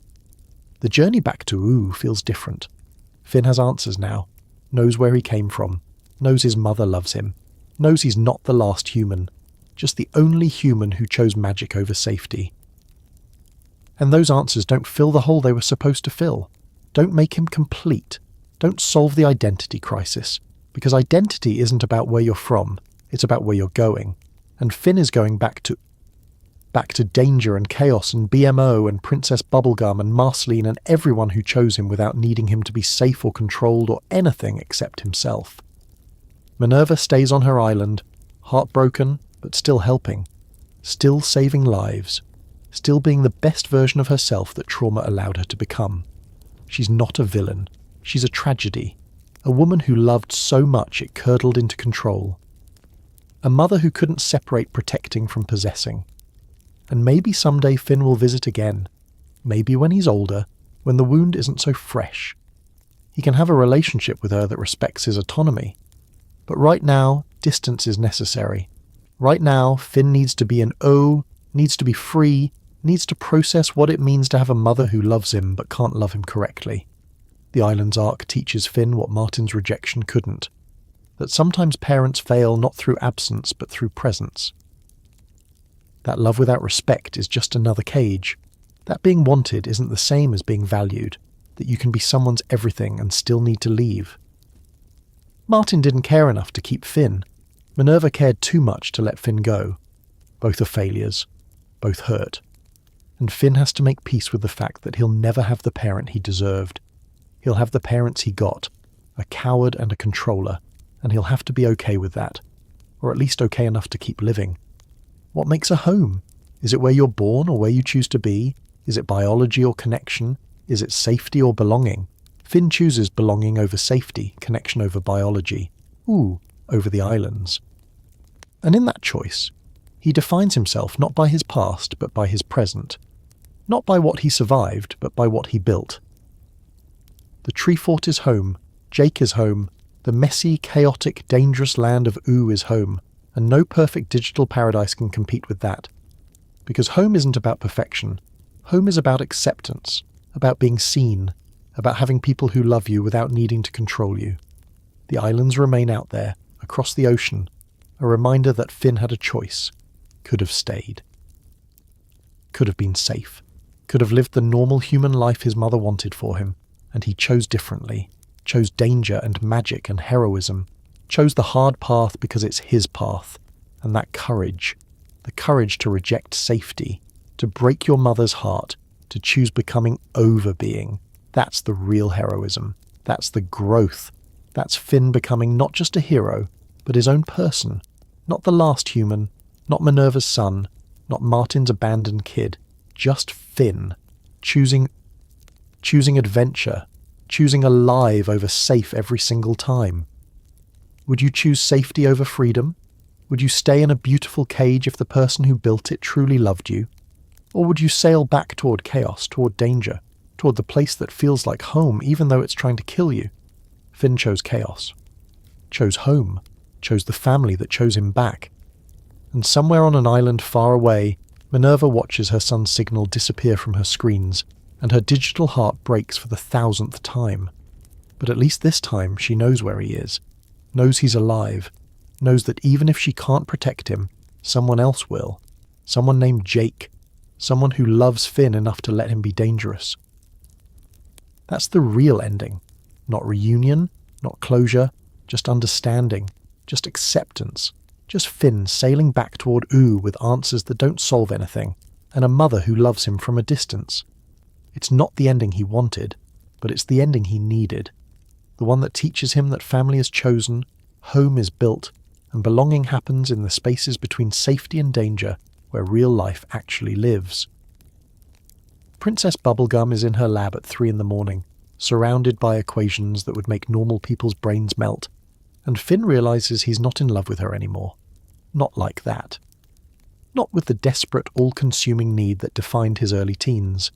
He watches her work through the lab window, pink and focused and completely in her element, and feels affection, respect, genuine care. But not the crushing weight of unrequited love. Not the fantasy that if he's just heroic enough, just good enough, just enough, she'll suddenly see him differently. That weight is gone, and in its absence Finn discovers something surprising.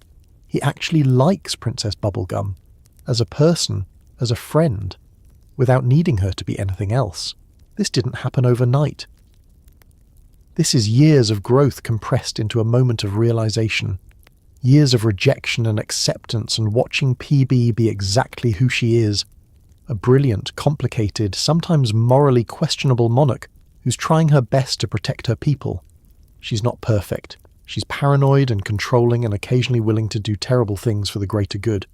But she's also kind and funny and fiercely loyal to the people she cares about. And Finn cares about her. Just not romantically. Not anymore. And that's okay. That's growth. That's understanding that you can love someone without needing to be in love with them. The journey here was brutal. Early Finn was so convinced that PB would eventually see him as boyfriend material if he just kept being heroic, kept saving her, kept showing up. But that's not how attraction works. That's not how any of this works. You can't earn someone's romantic feelings through good behaviour. Love isn't a reward for heroism. And PB tried to tell him this gently, tried to let him down easy. But Finn was too young to hear it, too invested in the fantasy to accept reality. So he bounced from that rejection straight into Flame Princess's arms, using one relationship to medicate the pain of another. Which is how most teenage heartbreak operates, honestly. But now, at 17, Finn understands nuance, understands that PB's lack of romantic interest wasn't a judgment on his worth. It was just incompatibility. She's centuries old. She's been ruling a kingdom since before Finn was born. She has priorities and concerns and a worldview shaped by immortality that Finn can't fully grasp. And more importantly, more fundamentally, she's just not attracted to him. Not in that way. And that's okay. That's allowed. People don't owe you feelings just because you have feelings for them. Huntress Wizard enters Finn's life like an arrow, swift, precise, unexpected. She's everything Princess Bubblegum isn't. Wild where PB is controlled, instinctive where PB is calculated, connected to nature where PB is connected to science. And Finn is drawn to her immediately, but differently than before. This isn't desperate need. This isn't trying to fill a hole. This is genuine attraction based on compatibility and shared values and actually enjoying someone's company.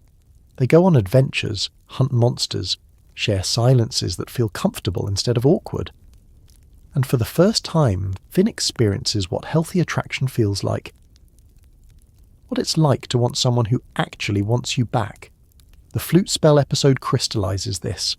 Huntress Wizard and Finn are tracking some creature, and magic happens, because magic always happens in you. And they end up in a situation where honesty becomes unavoidable. They admit they like each other, actually say it out loud. And then Huntress Wizard says something that breaks Finn's heart in the gentlest way possible. We can't be together. Not because she doesn't care, but because she's a lone wolf, a solitary hunter. Being with someone would change her, would make her soft, would compromise the very thing that makes her who she is. And she values being herself more than being in a relationship. This is devastating and beautiful in equal measure, because Huntress Wizard isn't rejecting Finn. She's choosing herself. She's saying, I like you, I care about you, but I love who I am more than I love the idea of us. And that's valid. That's healthy even. That's emotional maturity that most adults never achieve. She's not willing to compromise her identity for romance, and she respects Finn enough to be honest about that. No games, no leading him on. Just clear, direct communication about what she can and cannot offer. Finn handles this with shocking grace. The old Finn, the 14-year-old desperate for validation, would have tried to change her mind, would have argued that love means compromise, that relationships are about growing together, that she should give them a chance. But 17-year-old Finn understands that loving someone means respecting their choices, means accepting their no without turning it into a negotiation, means being grateful for honesty instead of bitter about rejection. So he tells her he gets it, tells her he values her friendship, tells her that if she ever changes her mind, he's here. But if she doesn't, that's okay too. They kiss. Once. A goodbye kiss that's also a hello kiss. Acknowledgement of what could be and what won't be. And it's sweet and sad and mature in ways that Adventure Time romance rarely is. Because this isn't about true love conquering all. This is about two people who care about each other choosing themselves first, choosing their individual paths over a shared path. And that's okay. That's more than okay.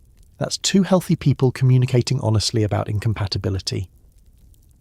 That's the kind of relationship ending that should happen more often. Jake's reaction to all of this is perfect.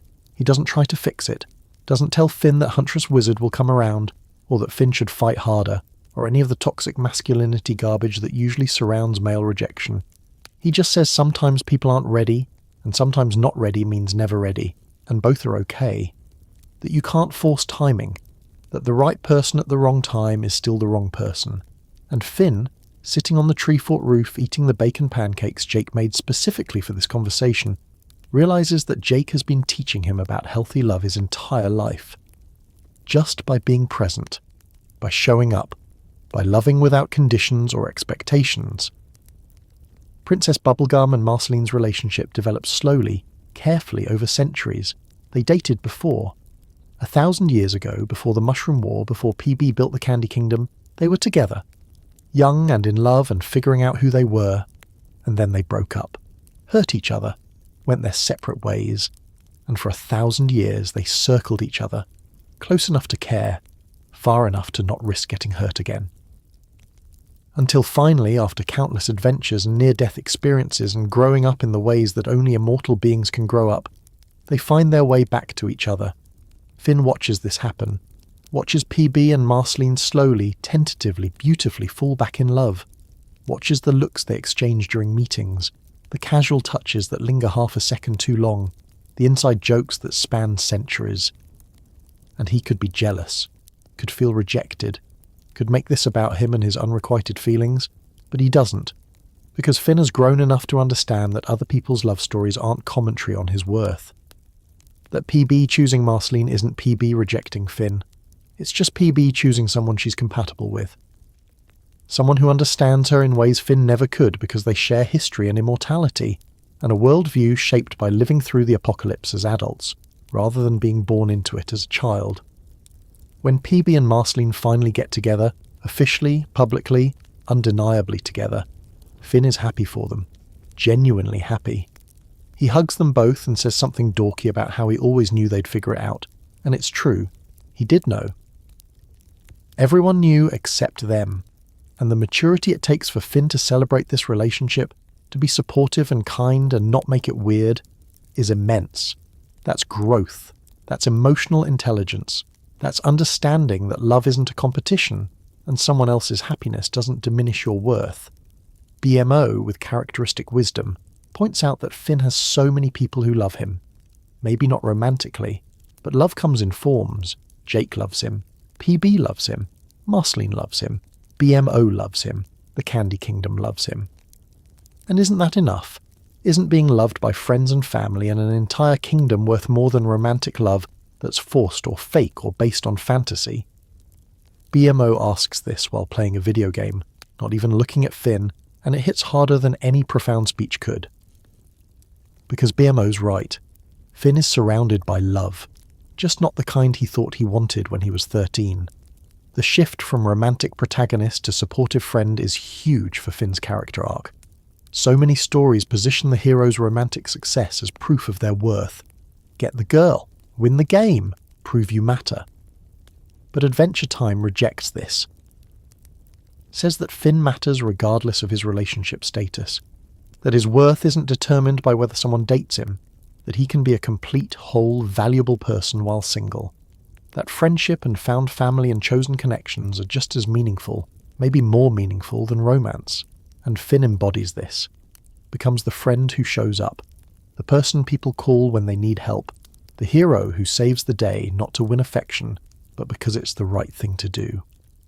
There are moments when Finn feels lonely, late nights in the tree fort when Jake is with Lady Rainicorn and their kids, and PB is with Marceline, and even BMO is having some weird robot dream, and Finn is just alone with his thoughts. And those moments are hard. Those moments make him wonder if he'll ever find someone. If he's too weird, too damaged, too much himself to be loved romantically. But those moments pass, give way to mourning and adventure, and the realization that loneliness is temporary, but self-respect is permanent. That being alone is better than being with someone who doesn't see you. That waiting for the right person is better than settling for the available person. Huntress Wizard shows up occasionally. They go on adventures, hunt monsters, share meaningful looks, and the tension between them is electric and unresolved, and that's okay. They've agreed to be friends who obviously want more but aren't pursuing more. It's torture. It's beautiful. It's the kind of relationship that exists in the space between what you want and what's right. And Finn handles it with grace. Doesn't push, doesn't pine obviously, just enjoys her company when she's around and lives his life when she's not. And maybe someday something will change. Maybe Huntress Wizard will decide she can be a lone wolf and Finn's partner. Maybe Finn will meet someone else who wants the same things he wants. Or maybe Finn will be single for a while longer and keep growing and learning and becoming more himself. Princess Bubblegum's relationship with Marceline also teaches Finn about complexity. Because PB isn't perfect. She's made mistakes, been controlling, done questionable things in the name of protecting her people. And Marceline loves her anyway, not despite the flaws but including them. Marceline sees all of PB, the brilliance and the paranoia, the kindness and the manipulation, and chooses her. That's real love. That's mature love. Love that doesn't require perfection, that accepts the whole person, dark parts included, and Finn learns from this, learns that he doesn't have to be perfect to be lovable, that his mistakes and trauma and grass arm and daddy issues don't disqualify him from love. They're just part of his story, part of what makes him Finn. The comedy of Oo's dating scene provides relief from the emotional weight. Jake's relationship advice remains spectacularly terrible, but delivered with absolute confidence. He tells Finn things like, love is like a sandwich. If you think about it too hard, it gets soggy. Which means nothing but also means everything. Jake and Lady Rainicorn's relationship is built on genuine affection, and the complete inability to fully communicate since Lady speaks Korean, and Jake doesn't. They make it work through tone and vibe and commitment. It's chaos. It's beautiful. It's proof that perfect communication isn't necessary for love, just willingness to try. Marceline's 1,000 years of relationship experience make her a surprisingly good advisor. She's dated vampire kings and fought demon lords and lived through the apocalypse multiple times. She's seen every kind of love and loss, and she tells Finn that heartbreak is just proof you tried, that every relationship that doesn't work is teaching you what you need, that eventually all the lessons combine and you find someone who fits. Or you don't, and that's okay too because you've got yourself. And yourself is pretty rad if you've done the work to know yourself. Marceline says this while floating upside down eating the colour red from apples, which is very on brand and somehow makes the advice hit harder. Ice King's tragic relationship with Betty serves as a cautionary tale. Simon lost Betty to his own curse, to his inability to let her save him, to the Ice Crown's corruption. And watching Ice King, the remnant of Simon, desperately seek companionship through kidnapping princesses shows Finn what desperation looks like. What happens when you need love so badly you stop caring how you get it? Ice King isn't evil. He's lonely to the point of madness. And Finn sees this and understands that he never wants to be that person. Never wants to need someone so badly he stops seeing them as a person. That desperation isn't romantic. It's tragic. The philosophical question underlying all of this is, what do we deserve versus what we get? Finn deserves love. He's kind and brave and heroic. He tries hard and cares deeply and shows up for people. But deserving love doesn't mean getting love. The universe doesn't operate on a merit system. Good people die alone sometimes. Heroes don't always get happy endings. And that's not fair, but fairness is a human construct that reality ignores. So Finn has to make peace with the fact that he might not get the love story he wants, that his life might not look like the stories, that he might be single at 20 or 30 or forever. And that doesn't make his life less valuable, doesn't make him less heroic, just makes him human. Well, the only human, but you know what that means. The tree fort becomes a home not because of who lives there romantically, but because of who visits. PB stops by for science discussions. Marceline floats through to jam with Finn. BMO narrates their lives like a documentary. Jake raises his kids there part-time. It's full, it's loud, it's chaotic and wonderful and home. And Finn realizes that this is enough. This chosen family, this community. This collection of beings who show up for each other. That's the love that matters. That's the love that sustains. Would you choose being yourself over being in a relationship? Would you celebrate your crush's happiness with someone else? Would you rather be alone and whole or partnered and compromised? Finn chose himself, chose growth, chose supporting his friends' love stories even when his own story was still being written. And in that choice, in that consistent pattern of choosing emotional maturity over desperate need, Finn became more lovable, more complete, more ready for love when it eventually comes, or more ready to be single forever if that's what happens. Because both are valid, both are enough. Princess Bubblegum and Marceline hold hands in public now, kiss at royal functions, make it clear they're together, and Finn stands guard during their dates sometimes because ooh is dangerous and someone needs to make sure they don't get attacked by a river monster mid-kiss, and that's his role now. Not the romantic lead, the supportive friend, the person who makes love possible for others by keeping them safe. And that's heroic too. That matters too. That's love, just a different kind. Huntress Wizard shoots him a message sometimes, just checking in, sharing a cool thing she hunted. And Finn responds with enthusiasm but not desperation, with affection but not pressure. And maybe nothing will ever happen between them. Maybe the timing will never be right. Or maybe in 5 years or 10 years, they'll find each other again and everything will align. But right now, in this moment, Finn is okay not knowing. Okay with uncertainty. Okay with being 17 and single and still figuring out who he is. Because love isn't the destination. Love is part of the journey, and Finn's journey is far from over. The bear hat still sits crooked on his head. The grass arm still twitches sometimes with residual curse. The tree outside the fort grows tall from Fern's sacrifice. And Finn lives in ooh, surrounded by people who love him in all the ways that matter. Not perfectly, not always romantically, but genuinely, consistently. With the kind of love that shows up at 3 a.m.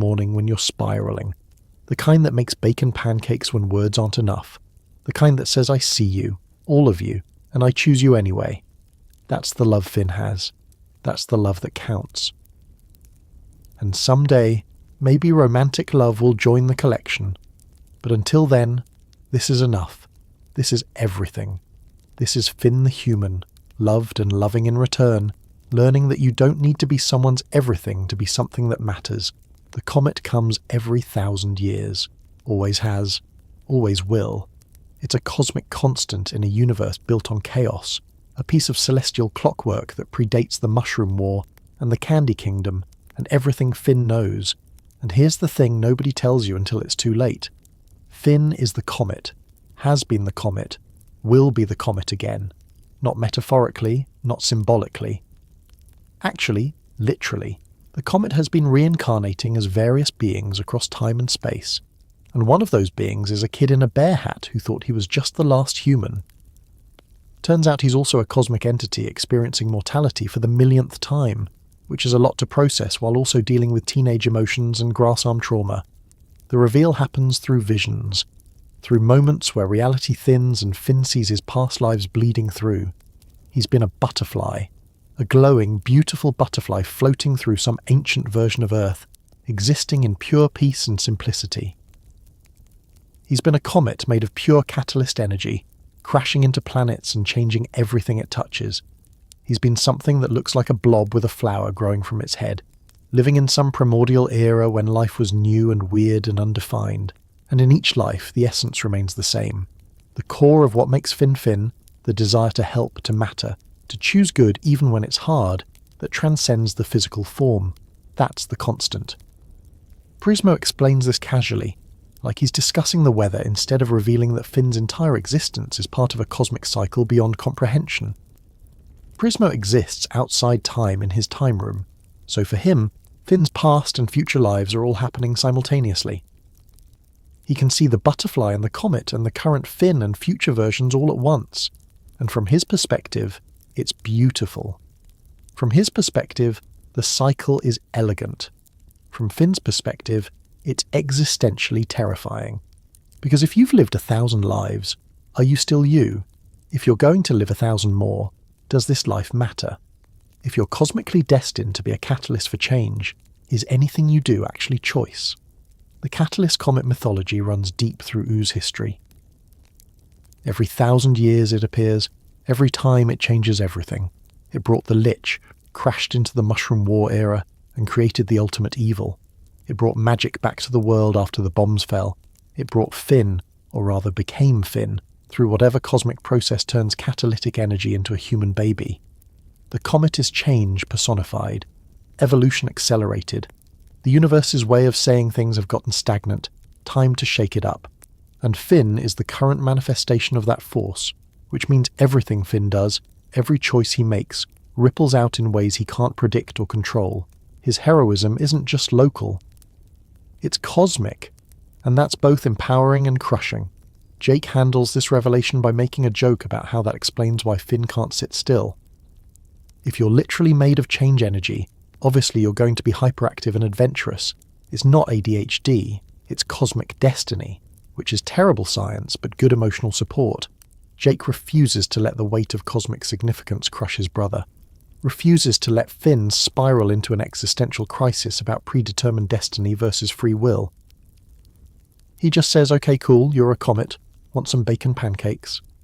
And that grounding, that insistence on maintaining normalcy in the face of cosmic weirdness, is exactly what Finn needs. Martin's death complicates everything, because Martin becomes the comet too. After drifting through space for who knows how long, after abandoning his son and refusing to grow or change or be anything except selfishly himself, Martin crashes into a planet as pure energy, becomes the catalyst comet for that world cycle, and Finn is there to witness it, gets pulled into the cosmic machinery by accident or fate or whatever force governs reincarnation. And Martin, in his final moments before dissolving into pure comet energy, is still Martin. Still kind of oblivious, still not quite grasping the weight of what's happening. His last words aren't profound apologies or declarations of love. They're observations about how weird it feels to be energy, how floaty everything is, how he's not sure if he still has a body or if he's imagining having a body. Classic Martin, dying as he lived, confused and emotionally absent. Finn watches his father become cosmic dust, and the grief is complicated. Because Martin was a terrible father. Martin abandoned him. Martin pulled away when Finn reached out. Martin chose freedom over fatherhood every single time, but he was still Finn's father, still the person Finn hoped would be different, and watching him dissolve into energy, watching him join the cycle that Finn is also part of, creates this weird connection. They're both comets now, both part of something bigger than their individual failures and pain. And maybe that's the universe's way of saying family transcends mortality, or maybe it's just coincidence. Finn doesn't know which is worse. The philosophical implications are staggering. If Finn is destined to be a force for change, does that mean his heroism is predetermined? Is he choosing to be good, or is he programmed to be good by cosmic forces beyond his control? And if it's predetermined, does that make it less meaningful? Does destiny negate choice? Adventure Time's answer is beautifully ambiguous. Because yeah, Finn is the comet. Finn is cosmically significant. But Finn still chooses, still struggles, still makes mistakes and learns from them. The cosmic significance doesn't remove agency. It just adds context. Finn was always going to matter. But how he matters, that's still up to him. The butterfly life is significant because it represents pure existence without purpose. The butterfly didn't save anyone, didn't fight evil, didn't struggle with identity or daddy issues. It just existed, floated around being beautiful and simple and present. And that's a valid form of existence. That's meaningful in its own way. The butterfly's purpose was being a butterfly. Nothing more, nothing less. And maybe in that simplicity there's wisdom. Maybe before Finn can understand his complicated human existence, he needs to understand that sometimes existing is enough. Sometimes being is doing. Sometimes the cosmic significance is just experiencing life without needing to change it. The blob life is weirder, more primitive. It existed in some early epoch when life was still figuring out what life was supposed to be, and the blob just blobbed around, that's a verb now, being curious and weird and undefined. It had a flower growing from its head, which connects to Fern and the grass arm and all of Finn's plant-based trauma. Like the universe is saying your struggles with identity and transformation echo across your incarnations. Like every version of you deals with the same core issues, just in different forms. The blob didn't know what it was, just like Finn doesn't always know who he is. And maybe that's okay. Maybe not knowing is part of the process. The comet itself, pure catalyst energy before it becomes anything else, represents potential. It's everything and nothing. It's change incarnate without direction yet. And every time it crashes into a planet, into a timeline, into a life, it becomes something specific. Makes choices, develops personality, grows attachments, becomes Finn or the Lich or whoever. The comet is the raw material. The incarnations are the art. And art is never perfect. Art is messy and complicated and full of mistakes that somehow become meaning. That's what Finn is. He's cosmic potential made messy through the act of living. BMO's perspective on reincarnation is characteristically profound and simple. BMO says if you've been lots of things, then you're very good at being things. That's experience. That's practice. You've been doing life for a very long time, so obviously you're good at it. Which is both completely wrong and completely right. Because Finn doesn't remember his past lives consciously. Can't access that experience directly. But maybe on some level, the wisdom accumulated across incarnations informs his choices. Maybe the butterfly's peace, and the comet's transformative power, and the blob's curiosity all live in Finn somewhere, guiding him in ways he doesn't recognise. Princess Bubblegum tries to science this, tries to explain reincarnation through quantum mechanics, and consciousness transfer and cellular memory. And her explanations are probably accurate. She's brilliant. But they miss the emotional reality, which is that Finn doesn't care about the mechanics. Finn cares about meaning. If he's lived before and will live again, what does this life mean? What does Finn the human matter if he's just one iteration in an infinite cycle? And PB can't answer that. Science can describe the process, but not the purpose. That's philosophy. That's faith. That's something Finn has to figure out for himself. Marceline offers her own take on immortality and cycles.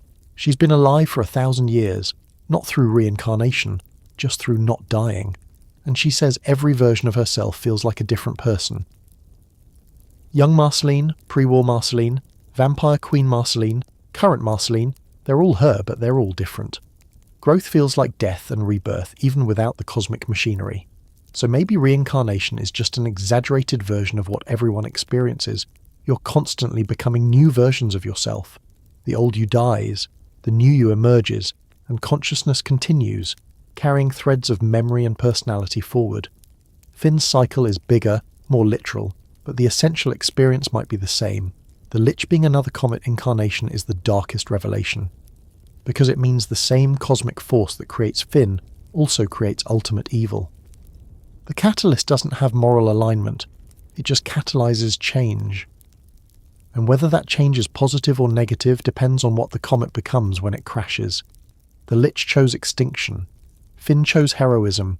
Same source, different choices, which means Finn could have been the Lich, could have chosen differently, could have let the darkness win, and the Lich could have been a hero in another life, another crash, another timeline.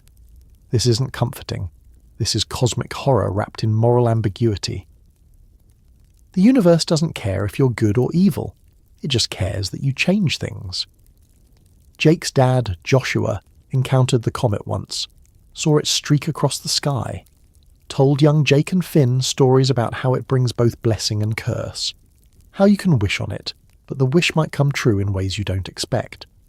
And now Finn knows Joshua was looking at him, at his cosmic essence, at the thing Finn was before he was Finn, and that makes the stories hit different, makes the tree fort feel like it's always been waiting for the comet to return home, makes Jake's loyalty seem less like choice and more like cosmic destiny recognizing cosmic destiny. Except it's both. It's always both. Destiny and choice, intertwined so completely you can't separate them. The future comet is waiting. In 1,000 years, Finn will return, or something that was Finn will return. The essence will crash into whatever Earth looks like then and become something new. Maybe another hero, maybe a villain, maybe a butterfly again, if the universe decides peace is what's needed.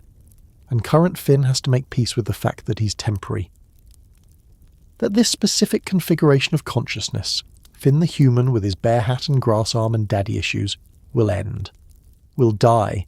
Will dissolve back into catalyst energy and reform as something else entirely. That's simultaneously comforting and terrifying.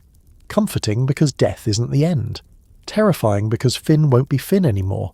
The memories might not carry over. The relationships might be forgotten. Everything he is might dissolve into cosmic dust and reform without recognition. But here's the thing. That's true for everyone. Comet or not, everyone ends. Everyone transforms.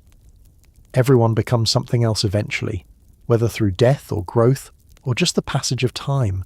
Finn's cycle is bigger and weirder and more literal, but the fear is universal. The fear that you won't be remembered. That who you are won't matter. That the universe will forget you and move on. And Adventure Time says, yeah, probably. Probably the universe will forget you. But the people you love won't. Not while they're alive. And the changes you make, the ripples you create, those persist. Those matter. That's the legacy. That's what transcends death and reincarnation and cosmic cycles. The vision of future incarnations is brief but potent. Finn sees himself as something else. Something that might be in the far future or might be in another dimension entirely. And it's not human. It's energy and light and something beautiful but alien. And future Finn seems happy, seems at peace, seems to have figured out whatever questions current Finn is still asking. And that's hopeful. That's the promise that growth continues, that the cycle isn't punishment, it's opportunity. Infinite chances to get it right. Infinite lives to learn and love and become better. You can't fail permanently when you have forever to try again. Martin becoming the comet creates a weird parallel. Father and son, both part of the same cosmic cycle, both catalysts for their respective worlds. And Martin's comet will change that alien planet just like Finn changed Ooh, will bring magic or chaos or whatever that world needs. And maybe in that life, Martin will be different. Maybe the cosmic reset will give him a chance to not be a coward, to not abandon his responsibilities, to actually show up. Or maybe he'll make the same mistakes in a different form. The cycle doesn't guarantee growth. It just guarantees continuation. What you do with that continuation is up to you. The weight of cosmic significance could crush Finn, could make him feel like nothing he does matters, because it's all predetermined cosmic machinery. Or could make him feel like everything he does matters too much, carries too much weight, is too important to mess up. Either extreme is paralyzing. But Finn finds a middle path, accepts that yeah, he's the comet. Yeah, he's cosmically significant. And also he's just a kid trying to help people. Both things are true. The cosmic and the mundane coexist. You can be a universe-changing catalyst and still worry about whether your friend is mad at you. You can be reincarnating energy and still cry when your dog brother makes you bacon pancakes because he knows you're sad. The cosmic doesn't negate the personal. It just adds context. Prismo's casual attitude toward all of this is almost offensive. He's like, oh yeah, you're a comet. Very cool. Happens all the time, actually. There are infinite comets in infinite universes having infinite incarnations. You're special, but also completely ordinary on a cosmic scale, which is both deflating and liberating. Deflating because Finn isn't the chosen one. Liberating because that means he doesn't have to be. He can just be Finn. One iteration of infinite iterations. One life in infinite lives. And that's enough. That's everything. The question of whether Finn's heroism is choice or nature gets complicated by the comet revelation. Is he good because he chooses good? Or because the comet energy in him gravitates toward change, and in this incarnation, change happened to mean heroism? Adventure Time refuses to answer definitively, lets the ambiguity sit. Because maybe it doesn't matter. Maybe the source of goodness is less important than the fact of goodness. Finn helps people, saves kingdoms, fights evil. Whether that comes from cosmic destiny or personal choice or some mixture of both, the result is the same. Good gets done. Evil gets fought, and splitting philosophical hairs doesn't change the practical reality that Finn makes better by being in it. The cycle is both prison and promise. Prison because Finn can't escape it, can't choose to not be the comet, can't opt out of cosmic significance. The universe has cast him in this role, and he's stuck with it. But it's also promise. Promise that death isn't the end, that consciousness continues, that you get infinite chances to learn and grow and become, that failure in one life doesn't define you forever, that the universe believes in do-overs on a scale humans can barely comprehend. And maybe that's the point. Maybe the cycle exists to remind beings that growth is eternal, that you're never finished, that there's always another chance to get it right. Would you want to know your past lives? Would cosmic significance make you feel more important or less free? If you knew you'd been a butterfly in a blob and pure energy, would that change how you live today? Finn knows now. Carries that knowledge like another weight alongside his sword and bear hat, and it changes him, makes him think bigger. Makes him understand that his actions ripple beyond what he can see, makes him both more careful and more brave, knowing that what he does echoes across incarnations. The comet came, the comet will come again, and in between, Finn lives, chooses, matters. Not because he's cosmically special, but because he chooses to make it matter. Because consciousness, however it's achieved, is precious and weird and worth experiencing fully. Because between being a butterfly and being energy again, there's this brief moment of being Finn, and Finn is determined to make that moment count. Somewhere in space, Martin's comet energy drifts toward an alien planet, carrying the possibility of change. And on Earth, in in the tree fort, Finn watches the sky and understands that he's part of something infinite, understands that infinity doesn't diminish the now, understands that being temporary and eternal simultaneously is just the nature of existence. You live, you die, you return as something else. The cycle continues. And the only question that matters is, what will you do with the time you have? How will you use your moment of being specifically you before you become something else entirely? Finn chooses heroism. Again. Still. Always. Not because he's the comet, but because he's Finn. And that's the answer. That's the whole thing. Destiny might provide the framework, but choice fills in the details. The comet provides the energy, but Finn provides the direction. And in that partnership between cosmic inevitability and personal agency, in that space where destiny and choice blur into each other, life happens. Beautiful, complicated, temporary, eternal life. War comes to not with trumpets but with family drama, which is very on brand for a land where the apocalypse tastes like bubblegum. Uncle Gumbold emerges from Princess Bubblegum's past like a tumour made of candy and resentment, and he wants what all toxic family members want, revenge disguised as justice. He was there at the beginning, helped PB build the Candy Kingdom, and she betrayed him. Or he betrayed her. Or they betrayed each other in the complicated way that families do when power and hurt feelings mix. The details matter less than the result, which is that Gumbald has spent years building his own kingdom, gathering allies, and preparing for war. Not metaphorical war, actual war, armies and strategy, and the kind of conflict that gets people killed. Finn is 17 when he becomes a general, not because he wanted command, not because he sought leadership, but because when Princess Bubblegum starts organising her defences, when the Candy Kingdom mobilises for the first time in its history, everyone looks to Finn, the hero, the kid who saved Ooh countless times. And Finn looks back at an army of candy people, literal candy people, made of sugar and food colouring, waiting for orders, waiting for him to tell them how not to die. And the weight of that responsibility is different from anything Finn has faced before. You can't punch your way through leadership, can't swing a sword at the burden of command. Jake stands beside him, of course, but Jake isn't leading. Jake is supporting. There's a difference. Jake will follow Finn into whatever hell this war becomes, but he won't make the decisions, won't carry the weight of sending people, candy people, but still people, into danger. That's on Finn. That's the price of being the hero everyone believes in. Eventually people start expecting you to have answers, start thinking you know what you're doing. And Finn has to fake confidence he doesn't feel, because that's what leaders do. They pretend to know the path even when they are as lost as everyone else. The War Council meetings are brutal in ways sword fights never were.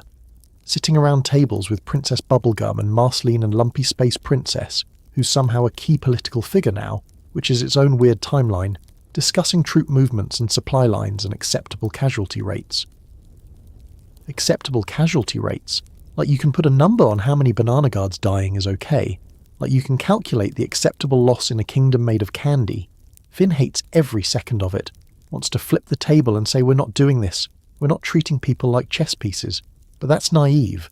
That's the hero talking, not the general. The general understands that war means loss, that saving everyone isn't an option, that sometimes you sacrifice a few to save many, and Finn has to learn this, has to grow up in the worst way possible. Princess Bubblegum is in her element, which is somehow concerning. She's been preparing for this. Stockpiling weapons, training soldiers, building contingencies for every possible scenario. The surveillance state she's been constructing for years suddenly makes tactical sense, and Finn doesn't know how to feel about that, is glad for the preparation, horrified by the implications. PB has been ready for war longer than anyone realised, which means she's been expecting betrayal longer than anyone realised. That's not paranoia when it turns out you're right. That's just sad. That's just what happens when you live long enough to see every relationship become a potential threat. Gumbald's army is formidable. He's recruited from all over Ooh, gathered everyone with a grudge against the Candy Kingdom, everyone who felt controlled or manipulated or dismissed, and there are a lot of them. Because Princess Bubblegum, for all her good intentions, has made enemies, has prioritised order over freedom, has manipulated and controlled and occasionally done genuinely questionable things in the name of protecting her people. And now those choices are coming back as an army, as former allies turned enemies, as the consequence of ruling through fear disguised as protection. Fern is there, on Gumbald's side. Corrupted and controlled and barely himself anymore. The grass demon has taken over almost completely, and what remains of Fern is drowning in plant matter and manipulation. Gumbald found him, used him, turned Finn's brother into a weapon against Finn. And that's the cruelest tactic possible. Making Finn fight his own family, making the war personal. Because Gumbald understands that you break heroes by breaking their hearts, by making them choose between saving the kingdom and saving the person they love, by turning every victory into a loss because winning means hurting someone you care about. The strategy sessions reveal Finn's growth. He's not just suggesting charge in and hit them with swords anymore, he's thinking tactically, considering terrain, planning for contingencies, using his years of dungeon-crawling experience to predict enemy movements. The kid who used to solve problems with violence has become the general who uses violence as a last resort, who tries diplomacy first, who looks for ways to minimise casualties on both sides. Because Gumbald's soldiers aren't evil. They're misguided. They're candy people and fire people and slime people who have legitimate grievances, and killing them doesn't solve the underlying problem. Doesn't address why they're angry.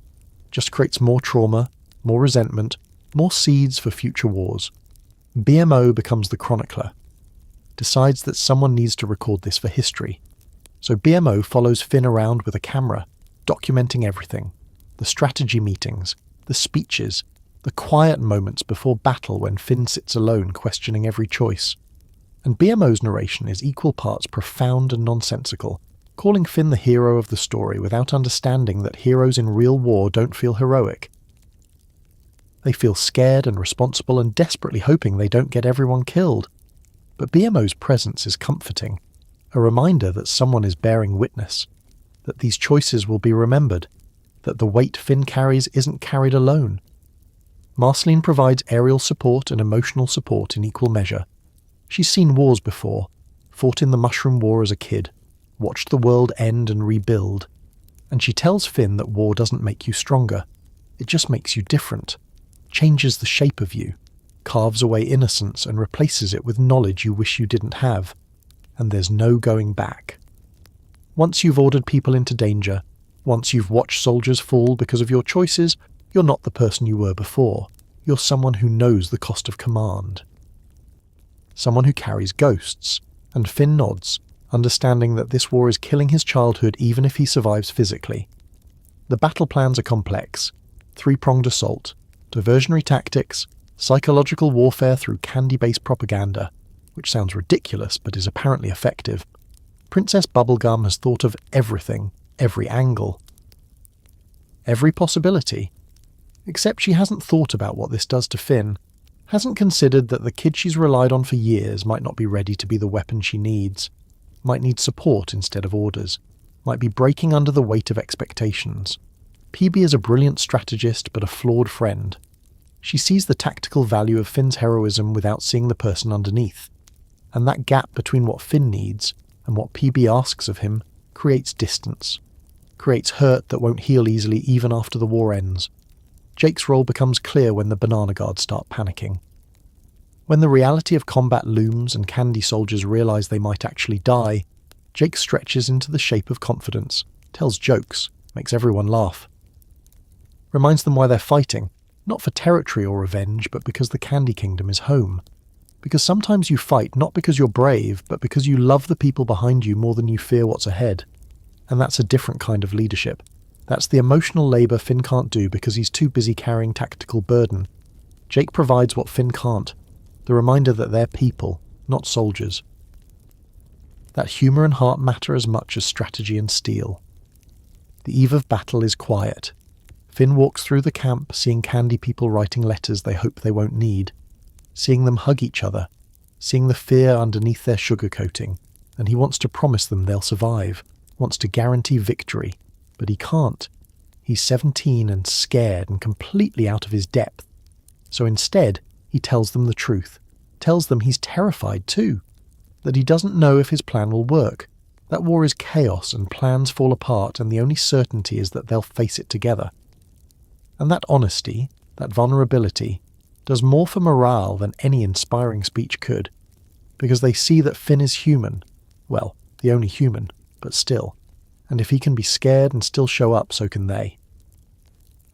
The war starts badly. Gumbald's forces are better prepared than expected, better armed, better coordinated, and the Candy Kingdom forces take losses immediately. Banana guards fall, candy people dissolve into sugar. And Finn watches from the command position, unable to help directly, unable to swing his sword because generals don't fight on the front lines. Generals coordinate, give orders, watch their people die according to the plan, and that separation, that inability to do the thing he's best at, direct action, kills Finn inside. He wants to charge, wants to save everyone personally. But that's not his role anymore. His role is making impossible choices while people die based on those choices. Fern appears on the battlefield like a nightmare given form. The grass demon has consumed him almost completely. He's massive, twisted, barely recognisable, and he's heading straight for Finn because Gumbald is smart, knows that taking out the general breaks the army, knows that making Finn fight Fern breaks Finn regardless of who wins. And Finn has to make the call, has to order his troops to engage Fern, has to treat his brother like an enemy combatant because that's what the situation demands. And Jake sees Finn's face, sees the choice breaking him. So Jake says, "I'll handle it," says, "You keep commanding, I'll get Fern," takes that burden from Finn even though it's agony, even though fighting Fern hurts Jake too. because that's what family does. Takes the pain you can't carry. The battle against Fern happens in parallel with the larger war. Jake and BMO and a few others engage him while Finn coordinates the broader conflict. And it's torture for Finn, being split between responsibilities, wanting to save his brother, needing to save his kingdom, both things demanding all of his attention, both things life or death. And this is what leadership is. This is the price of command. You don't get to focus on what matters to you personally. You have to focus on what matters strategically, have to sacrifice personal desires for collective needs, have to let other people fight your brother while you move troops and adjust tactics, and pretend your heart isn't breaking. Fern's redemption comes during crisis.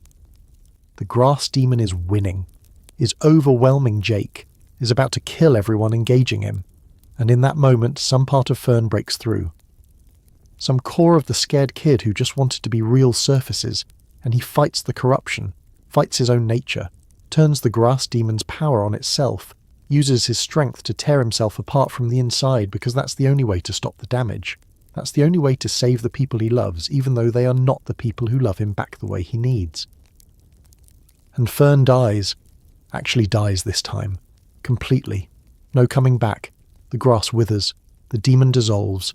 And what's left is a small seed that Jake catches before it hits the ground. Finn sees this from a distance. Sees his brother die saving the people fighting him. Sees the heroism in that sacrifice. And he wants to stop. Wants to mourn. Wants to hold that seed and cry and tell Fern he was real, he mattered, his death meant something. But he can't, because the war is still happening, because banana guards are still dying, because Gumbald is still advancing. So Finn swallows the grief, puts it in a box, keeps commanding, keeps moving pieces on the board.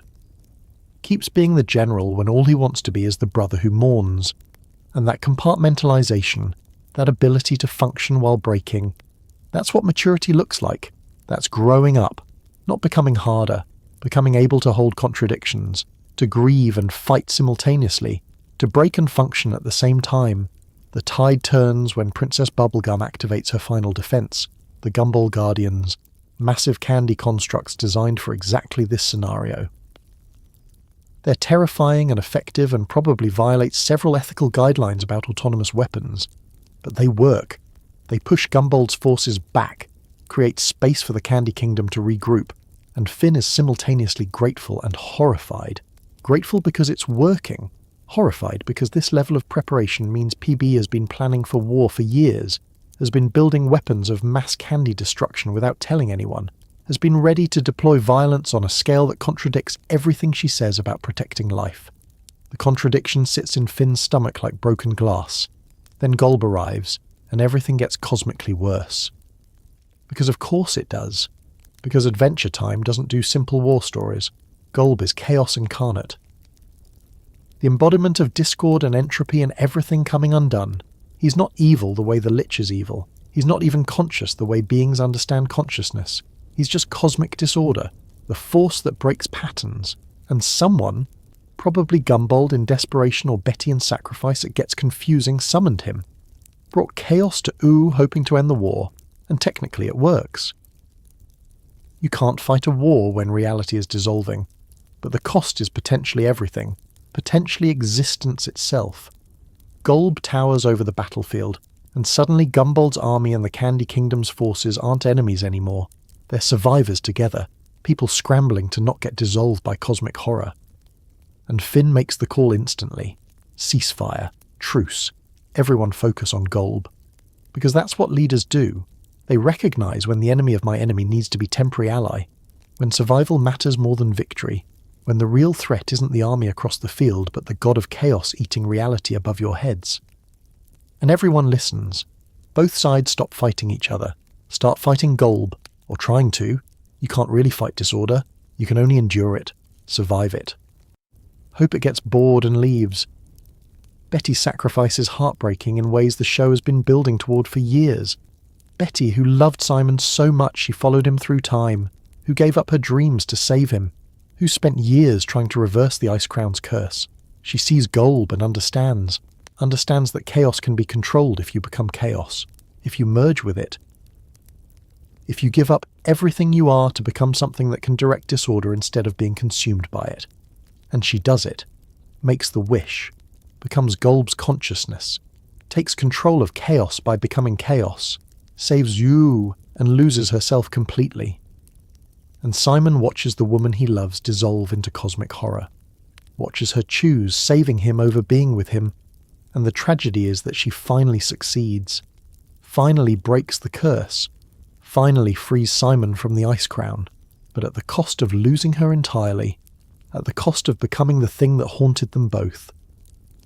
Finn watches this, watches love and sacrifice on a cosmic scale, watches someone choose saving over having, and he understands that this is what love looks like sometimes, not happy endings, not mutual satisfaction. Sometimes love is giving everything, becoming nothing, dissolving yourself to save someone who will carry the weight of your sacrifice forever. Betty doesn't get to be with Simon, but Simon gets to be free, and she chose his freedom over their happiness, and that's devastating, that's beautiful, that's the kind of love that destroys the lover to save the loved, and Finn sees this and grows in ways that hurt. Understands that sometimes heroism isn't victory, it's sacrifice, it's choosing the greater good over personal happiness, it's accepting that saving the world might cost you everything that makes the world worth saving. The war ends anticlimactically. Golb leaves, controlled by Betty. The armies look at each other across torn battlefield and realise they're too exhausted to keep fighting, too traumatised, too aware that they nearly ended over family drama when cosmic horror was waiting in the wings. Gumbald surrenders, or agrees to peace. The details blur because everyone is processing trauma and grief and relief simultaneously. The Candy Kingdom won, technically, but it doesn't feel like winning, feels like surviving.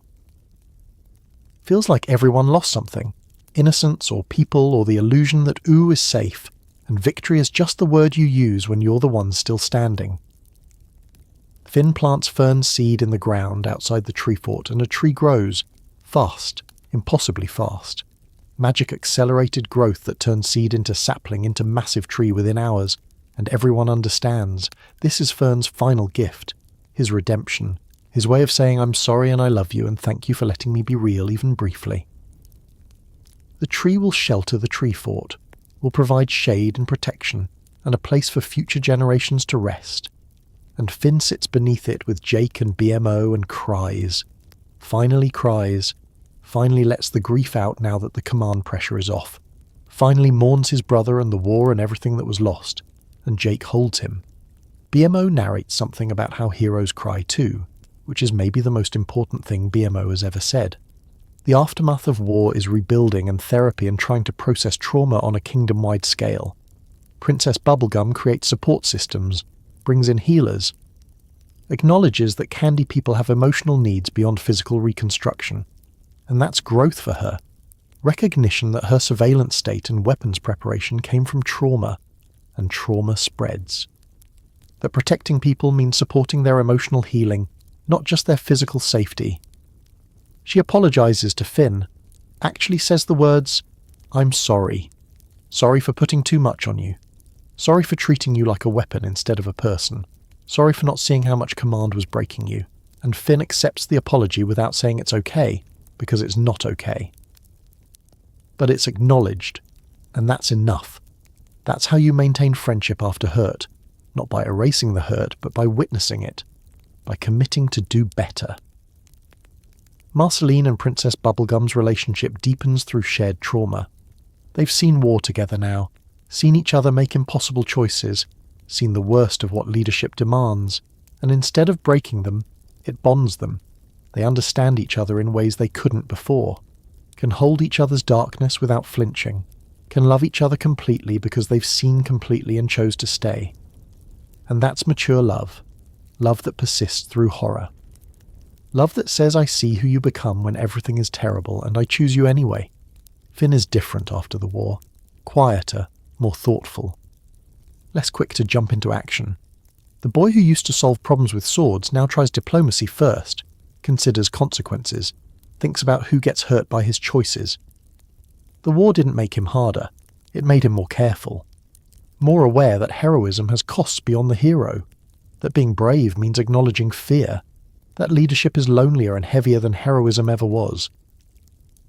And he's not sure he wants command again, not sure he wants the weight of other people's lives in his hands, but he knows now that he can carry it if needed. That maturity isn't wanting responsibility, it's accepting it when required. It's functioning when you're breaking. It's making the hard choices and living with the consequences. The Great Gun War teaches that family drama can escalate to existential threat, that personal grudges become political conflicts, that hurt feelings metastasize into violence if left unchecked. And maybe the real victory isn't defeating Gumbald. Maybe it's learning that wars start small. Start with resentment and betrayal and refusing to communicate. Start with treating people like problems to solve instead of beings to understand. And preventing the next war means healing the hurts that caused them, means apologizing, means choosing connection over being right, means building systems that support people instead of controlling them. Finn saved not by being the best fighter. He saved it by being willing to lead when leadership hurt, by coordinating instead of charging, by thinking tactically while feeling emotionally, by being both the general who commands and the person who cries under his brother's tree. That's heroism at 17, not swinging swords, making impossible choices and surviving them, growing up in the worst way and coming out the other side damaged but functional, changed but still Finn, still the kid in the bear hat who helps people, just older now, wiser, more aware that helping people sometimes means making choices that hurt everyone, including yourself, because all the alternatives hurt worse. The tree grows tall, Betty becomes chaos, Fern becomes wood, and Finn becomes someone who understands that happy endings are rare, and complicated endings are common, and the best you can do is survive with your ethics mostly intact and your friends mostly alive and your capacity for love mostly unbroken. That's victory in a universe that tends toward entropy. That's heroism when chaos is patient and evil keeps returning. That's Finn at 17, standing in the wreckage of war, planting hope in the ground and watering it with tears. That's growing up, not losing innocence, transforming it, not becoming cynical, becoming realistic, not giving up, accepting complexity. That's the end of childhood and the beginning of whatever comes after, whatever Finn becomes next. General or hero or just a guy trying to make the world less terrible one choice at a time. And in the tree that was his brother, in the kingdom that survived, in the friends who stayed, Finn finds something worth protecting. Not perfect, not safe, just worth it. And that's enough. That has to be enough. Because perfect is impossible, and safety is illusion, and all you really have is this moment, these people, this choice to keep trying even when trying is exhausting. Even when growing up means growing heavy, even when wisdom is just a fancy word for accumulated trauma. Finn keeps going, keeps choosing good, keeps being the hero who needs even when he's not sure he's the hero he wants to be. And maybe that gap between who you are and who you wish you were is where real heroism lives, in the trying, in the showing up despite everything, in becoming someone who can hold contradictions without breaking completely. That's Finn after the war. Cracked but unbroken, changed but still himself, growing up in real time while everyone watches. The sun sets on 1,000 years after Finn the human walked its candy-coated streets, and the land of is different but somehow the same. The Candy Kingdom has evolved. The tree fort still stands, older and weathered and surrounded by vegetation that's reclaimed the clearing. And two figures approach it, a boy and a girl, adventurers in their own right, following a map that BMO drew in crayon and magic. Shermie and Beth don't know they're walking in a hero's footsteps, don't know that the ruins they're exploring were once home to the greatest hero their world ever knew, don't know that the massive tree sheltering the fort grew from a boy made of grass who died saving the world. They just know that BMO has stories, that somewhere in the old fort there's treasure. That adventure calls to them the way it once called to someone else. BMO is waiting. Of course BMO is waiting. BMO has been waiting for 1,000 years, which is no time at all when you're a sentient video game console with no concept of mortality. BMO looks exactly the same. Still small, still talking in third person, still referring to the distant past like it was yesterday. Because for BMO, maybe it was.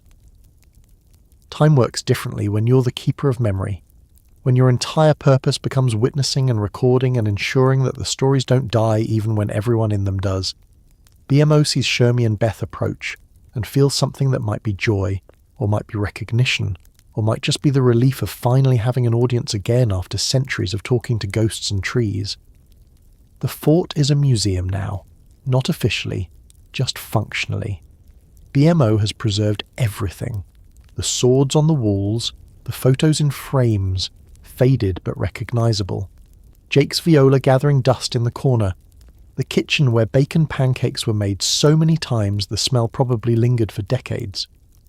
Finn's bear hat sits on a shelf protected by glass that BMO constructed from who knows what. It's sacred space. A shrine to a friendship that defined an era. And Shermie and Beth walk through it like archaeologists, touching relics they don't understand, asking questions BMO has been waiting centuries to answer. Who was Finn the human? BMO's answer takes hours, days maybe. BMO tells them everything. The adventures, the heartbreak, the growth from boy to man, the wars fought and sacrifices made. The arm lost and regrown as grass, the father who abandoned him and the mother who loved too much, the brother made of grass who became a tree, the princesses he loved, and the friends who loved him back. BMO narrates Finn's life the way BMO narrates everything, as the greatest story ever told, because for BMO it was. Finn was BMO's friend. Finn mattered to BMO more than kingdoms or cosmic significance. And that personal love, that specific care for one person's story, is what makes the telling matter. BMO isn't reciting history. BMO is remembering family. The tree outside the fort is massive, impossibly so. Fern has been growing for 1,000 years, and the result is something that touches the sky. Its branches shelter the entire clearing. Its roots have spread beneath the fort, supporting it, keeping it standing when time would have claimed it otherwise. And carved into the bark, placed there by someone decades or centuries ago, is a message. Here grew Fern, who was Finn, who chose to be a tree. And Beth touches the carving, feels the age of it, understands without understanding that something profound happened here, that love and sacrifice and transformation occurred in this spot. That the tree isn't just a tree, it's a person's choice to become something that shelters others. Shermie finds the sword. Not Finn's main sword, that's somewhere else. Probably returned to Billy's cave or lost to time, but a practice sword. One of dozens Finn went through while training. It's rusted and dull and completely mundane. And Shermie picks it up and swings it experimentally, and BMO sees Finn. Sees the same stance, the same determination, the same hero's calling that transcends generations. BMO doesn't tell Shermie this, just watches, just witnesses, just documents the way history repeats, the way heroism echoes, the way every generation finds its own Finn if it's lucky. What happened to Finn after the series ended? BMO tells them he lived. Lived long and well and with the kind of contentment that only comes after you fought all your battles and made peace with your scars.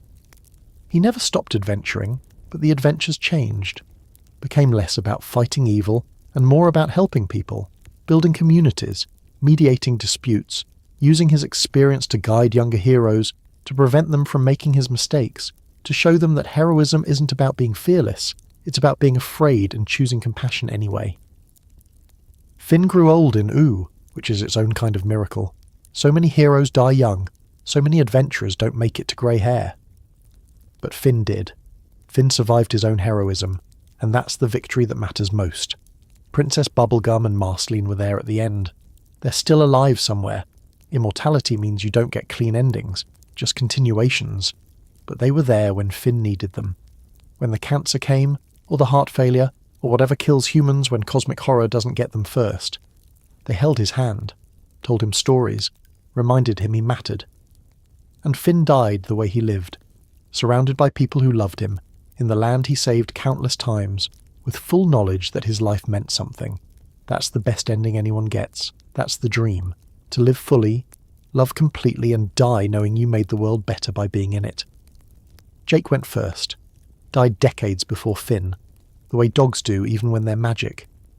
And the grief of that loss reshaped Finn's later years, made him quieter, more contemplative, more focused on legacy because his best friend, his brother, the person who defined half his existence, was gone. And Finn had to learn how to be himself without Jake, had to figure out who Finn the human was when he couldn't turn to his left and make a bacon pancake joke. It was hard. The hardest thing Finn ever did. Harder than fighting the Lich or losing his arm. Because you can prepare for battles. You can't prepare for the hole someone leaves when they're the reason you understood home. But Finn managed. Survived the grief. Learned to carry Jake with him in memory instead of presence. And that's growing up too, that's the final lesson. That love persists beyond death. That the people who shape you never really leave because they've become part of how you see the world. BMO was there for all of it.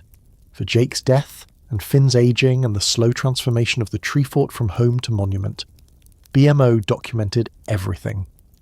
Kept the records, became the historian of an era that no one else would remember, and that's BMO's heroism.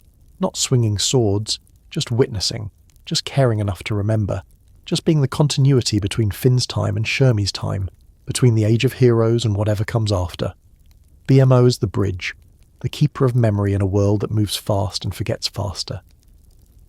And in that role, in that commitment to remembering, BMO ensures that Finn doesn't die completely, that some part of him persists in story, in witness, in the records of a video game console who loved him. The philosophical weight of legacy sits heavy in this distant future.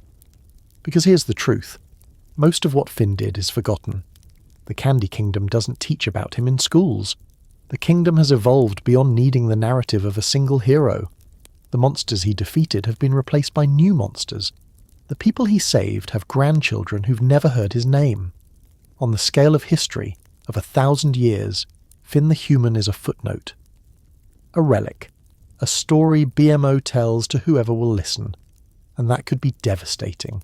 Could be proof that nothing matters. That even the greatest hero is eventually forgotten. That entropy wins not just physically but culturally. All your struggles erased. All your meaning dissolved. All your heroism reduced to artifacts and carved names, and a video game console's memory. But Adventure Time rejects this nihilism. Says that legacy isn't about being remembered forever. It's about the ripples. The changes you make that propagate forward in ways you'll never see. Finn saved the Candy Kingdom, and the kingdom evolved. And that evolution happened because Finn created the space for it. Finn showed mercy to enemies, and some of those enemies changed, and they influenced others, and the chain continues. Finn loved people without needing them to be perfect, and that love taught those people how to love others better, and the lesson spreads. Legacy isn't your name in history books. Legacy is the thousands of tiny ways you change the world that no one credits to you because the changes have become the new normal. That's impact. That's meaning that transcends memory. Shermie asks BMO why Finn mattered if everyone forgot him. And BMO's answer is simple and profound. Because Finn was BMO's friend. Because the love BMO felt for Finn was real. And that reality doesn't depend on anyone else knowing about it. Because mattering to one person completely is worth more than mattering to millions superficially.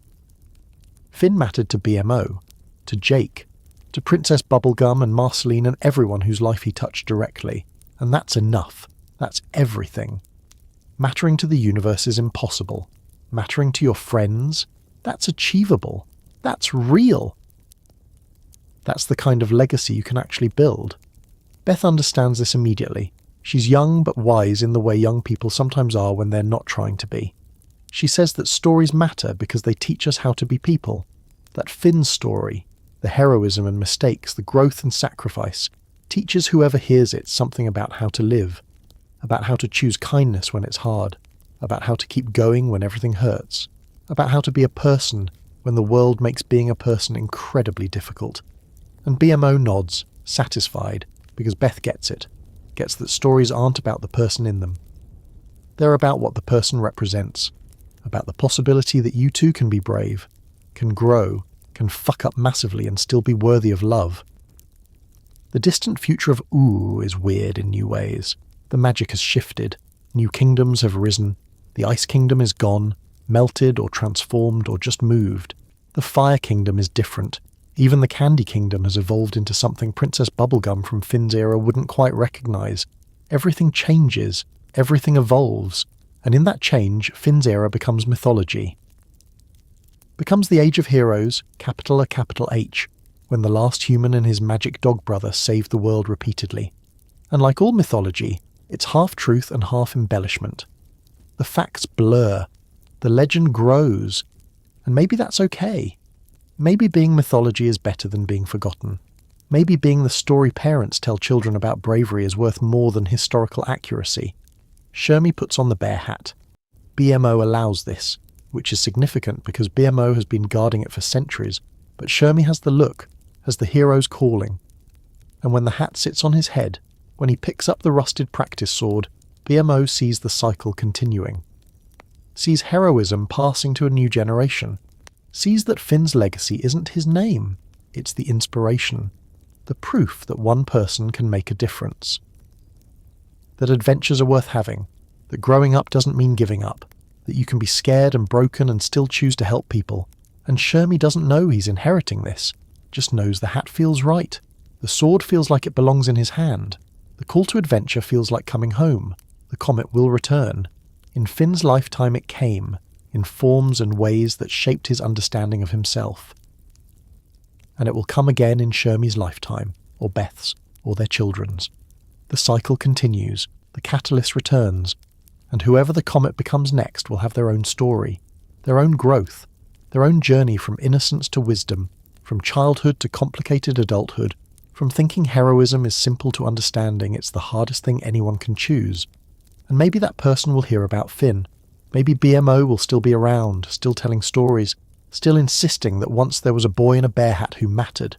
Or maybe not. Maybe Finn's story ends with BMO. Maybe when BMO finally powers down, because even sentient video game consoles can't last forever, the detailed memory dies too, and only the mythology remains. The sense that someone did something heroic once, details lost, specific love forgotten, just the shape of it remaining, the echo of heroism without the hero. But that's okay. That's how time works. Nothing lasts forever. Not people, not memories, not even stories told by immortal video game consoles. Everything fades eventually, and that's not nihilism. It's realism. It's accepting that your moment is temporary and choosing to make it matter anyway. Choosing to be kind even though the kindness will be forgotten. Choosing to love even though everyone you love will die. Choosing to help even though the help will need to be done again by someone else. That's the human condition. Well, the only human's condition. Working Sisyphean tasks because the work is the point, not the result.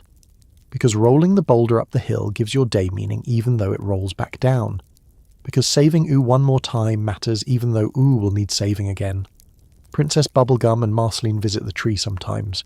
Even in the distant future, even centuries after Finn's death, they come back. Sit under Fern's branches. Remember, and they're different now. Immortality changes you in ways mortals can't understand. Makes you accumulate experiences until your personality is more scar tissue than original self. But they remember Finn.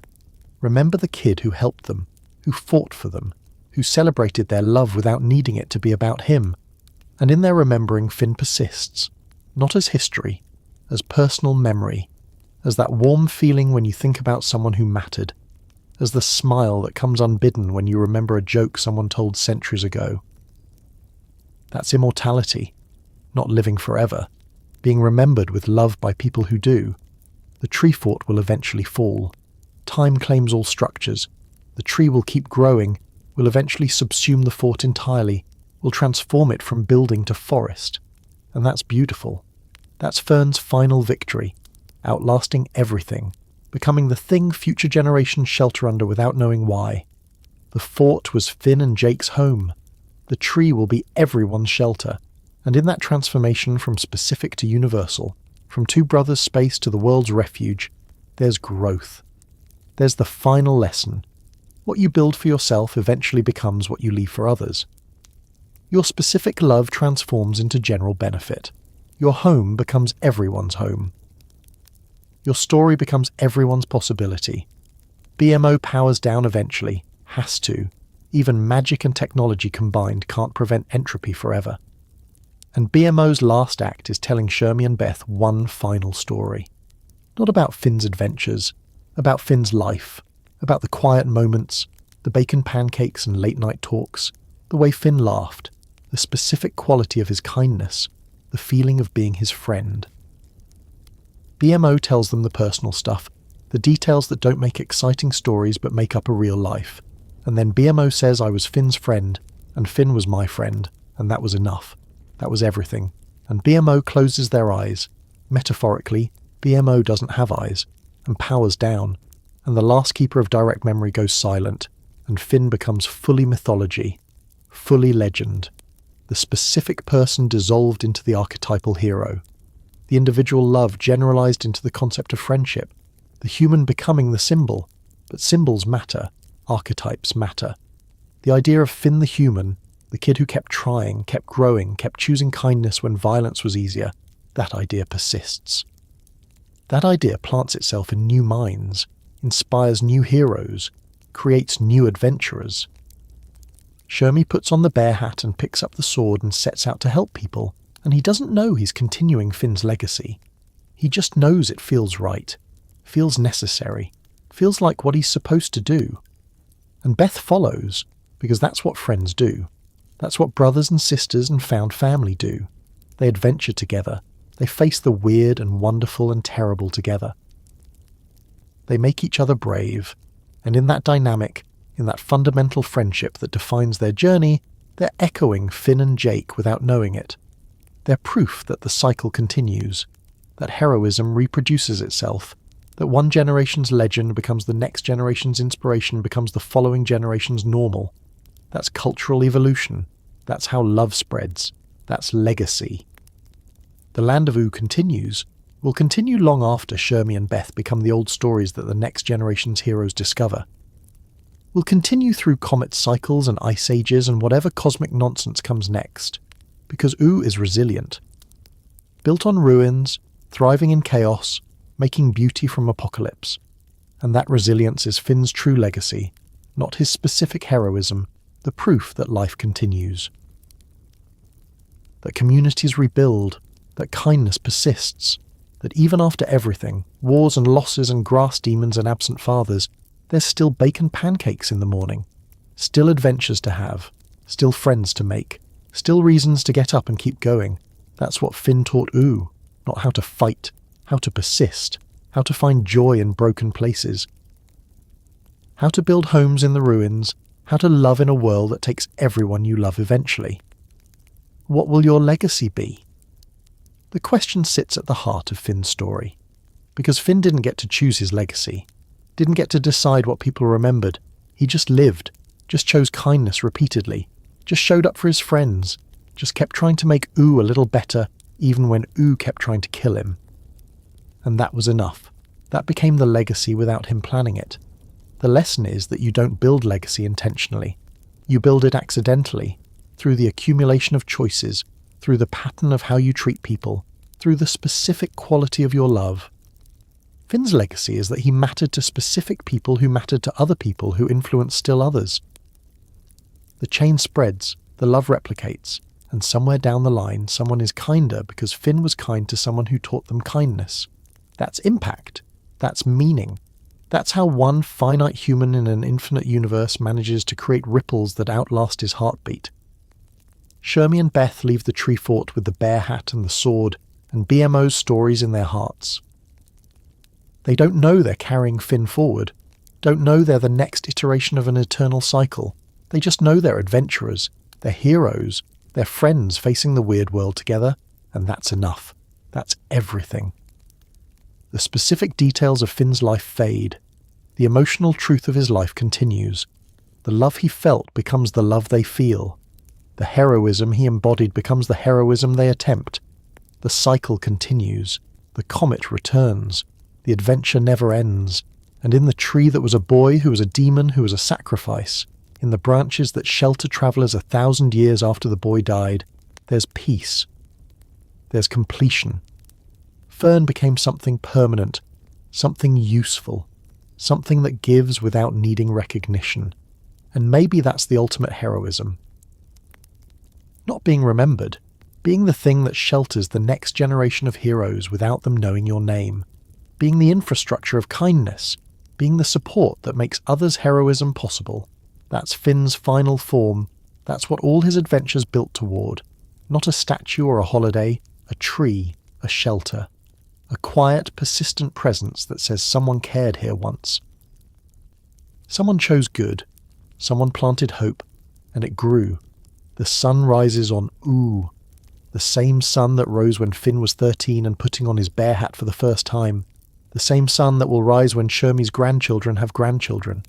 Continuity and change, memory and forgetting, legacy and irrelevance. All of it true simultaneously.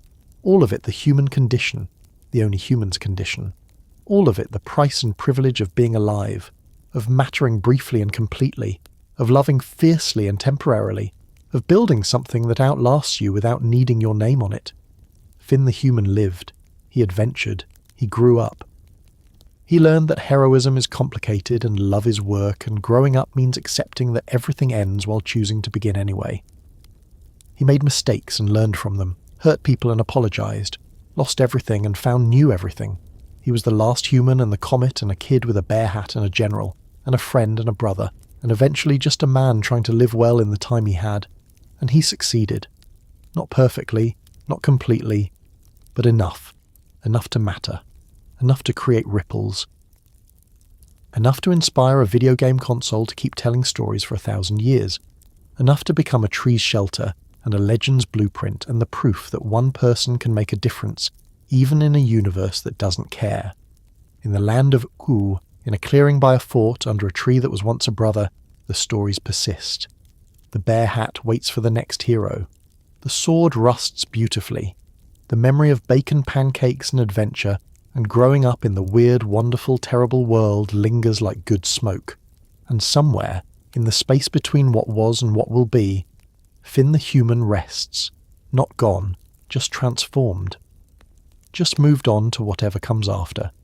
Just dissolved back into the cosmic cycle that brought him here. The comet returning to its orbit. The catalyst energy ready to crash into another world and become another being and learn the lessons all over again. That's the hope. That's the promise. That consciousness continues. That love persists. That the specific person you are might end, but the essence continues. That Finn will come again in some form, some life, some iteration of the eternal cycle. And maybe he'll remember. Maybe some part of him will look at a bear hat and feel familiar. We'll taste bacon pancakes and feel home. We'll meet a dog and think brother before knowing why. Or maybe not. Maybe each life is truly new, truly blank, truly its own adventure. And that's okay too. That's enough. Because if Finn taught us anything, it's that this life matters even if there's another one coming. This moment counts even if it's temporary. This love is real even if everyone involved dies eventually. That choosing good in a neutral universe is the most defiant, beautiful, heroic thing consciousness can do. Finn the human lived. That's the whole story. That's the complete legacy. He lived fully, loved completely, grew constantly, and when death came, peaceful and surrounded by people who cared, he accepted it with the same grace he accepted everything else. With the understanding that endings are part of the story, that the adventure doesn't last forever, and that's what makes it precious. That temporary isn't less meaningful than eternal. It's just temporary, and temporary is what we have, is all anyone has, is the beautiful, fragile gift that consciousness gives us, the awareness that this matters because it ends, that now is precious because there's a finite supply of nows, that the people you love are worth protecting because they're mortal and vulnerable, and choosing to love them anyway is the bravest thing you'll ever do. The bear hat passes to new heads, the sword finds new hands, the tree grows taller, the stories become legends, become myths, become the background assumption that once someone did something heroic. The details fade, the love remains, not as specific memory, as ambient kindness in the culture, as the baseline assumption that helping people is what heroes do, as the template every new adventurer follows without knowing where the template came from. That's immortality. That's legacy. That's the answer to the question of what remains when everything ends. Everything ends, and something remains. The part that mattered, the love you gave, the kindness you chose. The difference you made in the specific lives you touched. That doesn't die when you die. It transforms, spreads, becomes part of how the world works.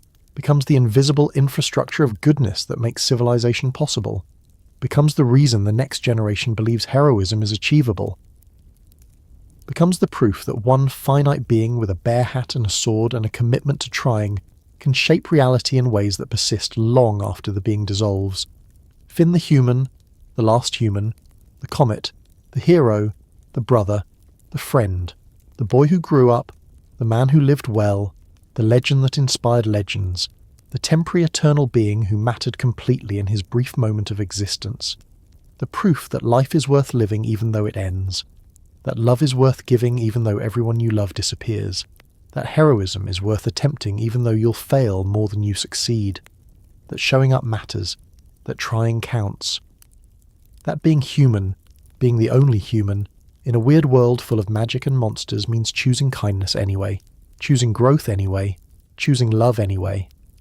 And in that choice, repeated daily for decades, Finn the human built something that outlasted him. Not a kingdom, not a monument, just the quiet, persistent knowledge that once there was a boy who cared, who tried, who showed up, who made things better, who proved that one person matters, and that knowledge spreads, that knowledge persists, that knowledge becomes the foundation that the next heroes build on. And they build their own foundations, and the cycle continues. The love multiplies, the heroism echoes, and Finn the human, dead 1,000 years, continues to save the world through the people he inspired, who inspire others who will never know his name, but will carry his love forward anyway. That's legacy. That's meaning. That's enough. That's everything. The sun sets on Ooh. The tree's shadow lengthens. Shermie and Beth disappear into the forest, adventuring, continuing the story, without knowing they're continuing it. And in the twilight, in the space between what was and what will be, there's peace. The adventure is over. The adventure continues. Both things true, both things necessary. Both things the gift and burden of consciousness in a universe that creates beings who can ask, what does my life mean, and then spend their finite days crafting an answer through the accumulation of choices. Finn chose kindness, chose growth, chose showing up. And in those choices, in that persistent, stubborn, beautiful commitment to being good, when being good was hard, he answered the question. His life meant what all lives mean. The love given, the people touched, the specific pattern of his consciousness interacting with others. Nothing cosmic, nothing eternal, just the temporary, beautiful, horrible, wonderful weight of being alive and choosing to make that life matter to someone, to specific someones, to Jake and BMO and Princess Bubblegum and everyone whose existence intersected with his. That's the answer. That's the law. That's the complete story of Finn the human. He lived. He mattered. He died. He continues. In trees and legends and bear hats, and the quiet assumption that helping people is what heroes do. That's enough. That's everything. That's the gift of being the last human, proving that one is enough. One person choosing good. One life lived fully. One finite being making infinite ripples. That's Finn. That's legacy. That's the adventure that never truly ends because the love it created keeps creating itself forward into futures Finn will never see but shaped anyway. Mathematical. Algebraic. Finn the human was here. And here is better because he was in it. That's the complete law. That's the full story. That's everything anyone can hope to achieve. To live in a way that makes the world slightly better, loves people completely, and leaves something worth remembering even if the specific memories fade. That's heroism. That's growing up. That's the adventure. And it continues in you, in whoever reads this, in whoever chooses to be kind today because once someone was kind to them, the chain continues, the cycle persists, the love remains, and somewhere, in whatever comes after, Finn rests, knowing he lived well, knowing he loved completely, knowing that the last human became something more than human, became proof that humans were worth existing. That consciousness, however brief, creates meaning through the choices it makes. That one boy in a bear hat fighting monsters and learning to love and growing up in the hardest ways possible changed the world enough that the world carried his changes forward. That's enough. That's the victory. That's the ending that's also a beginning. That's Finn.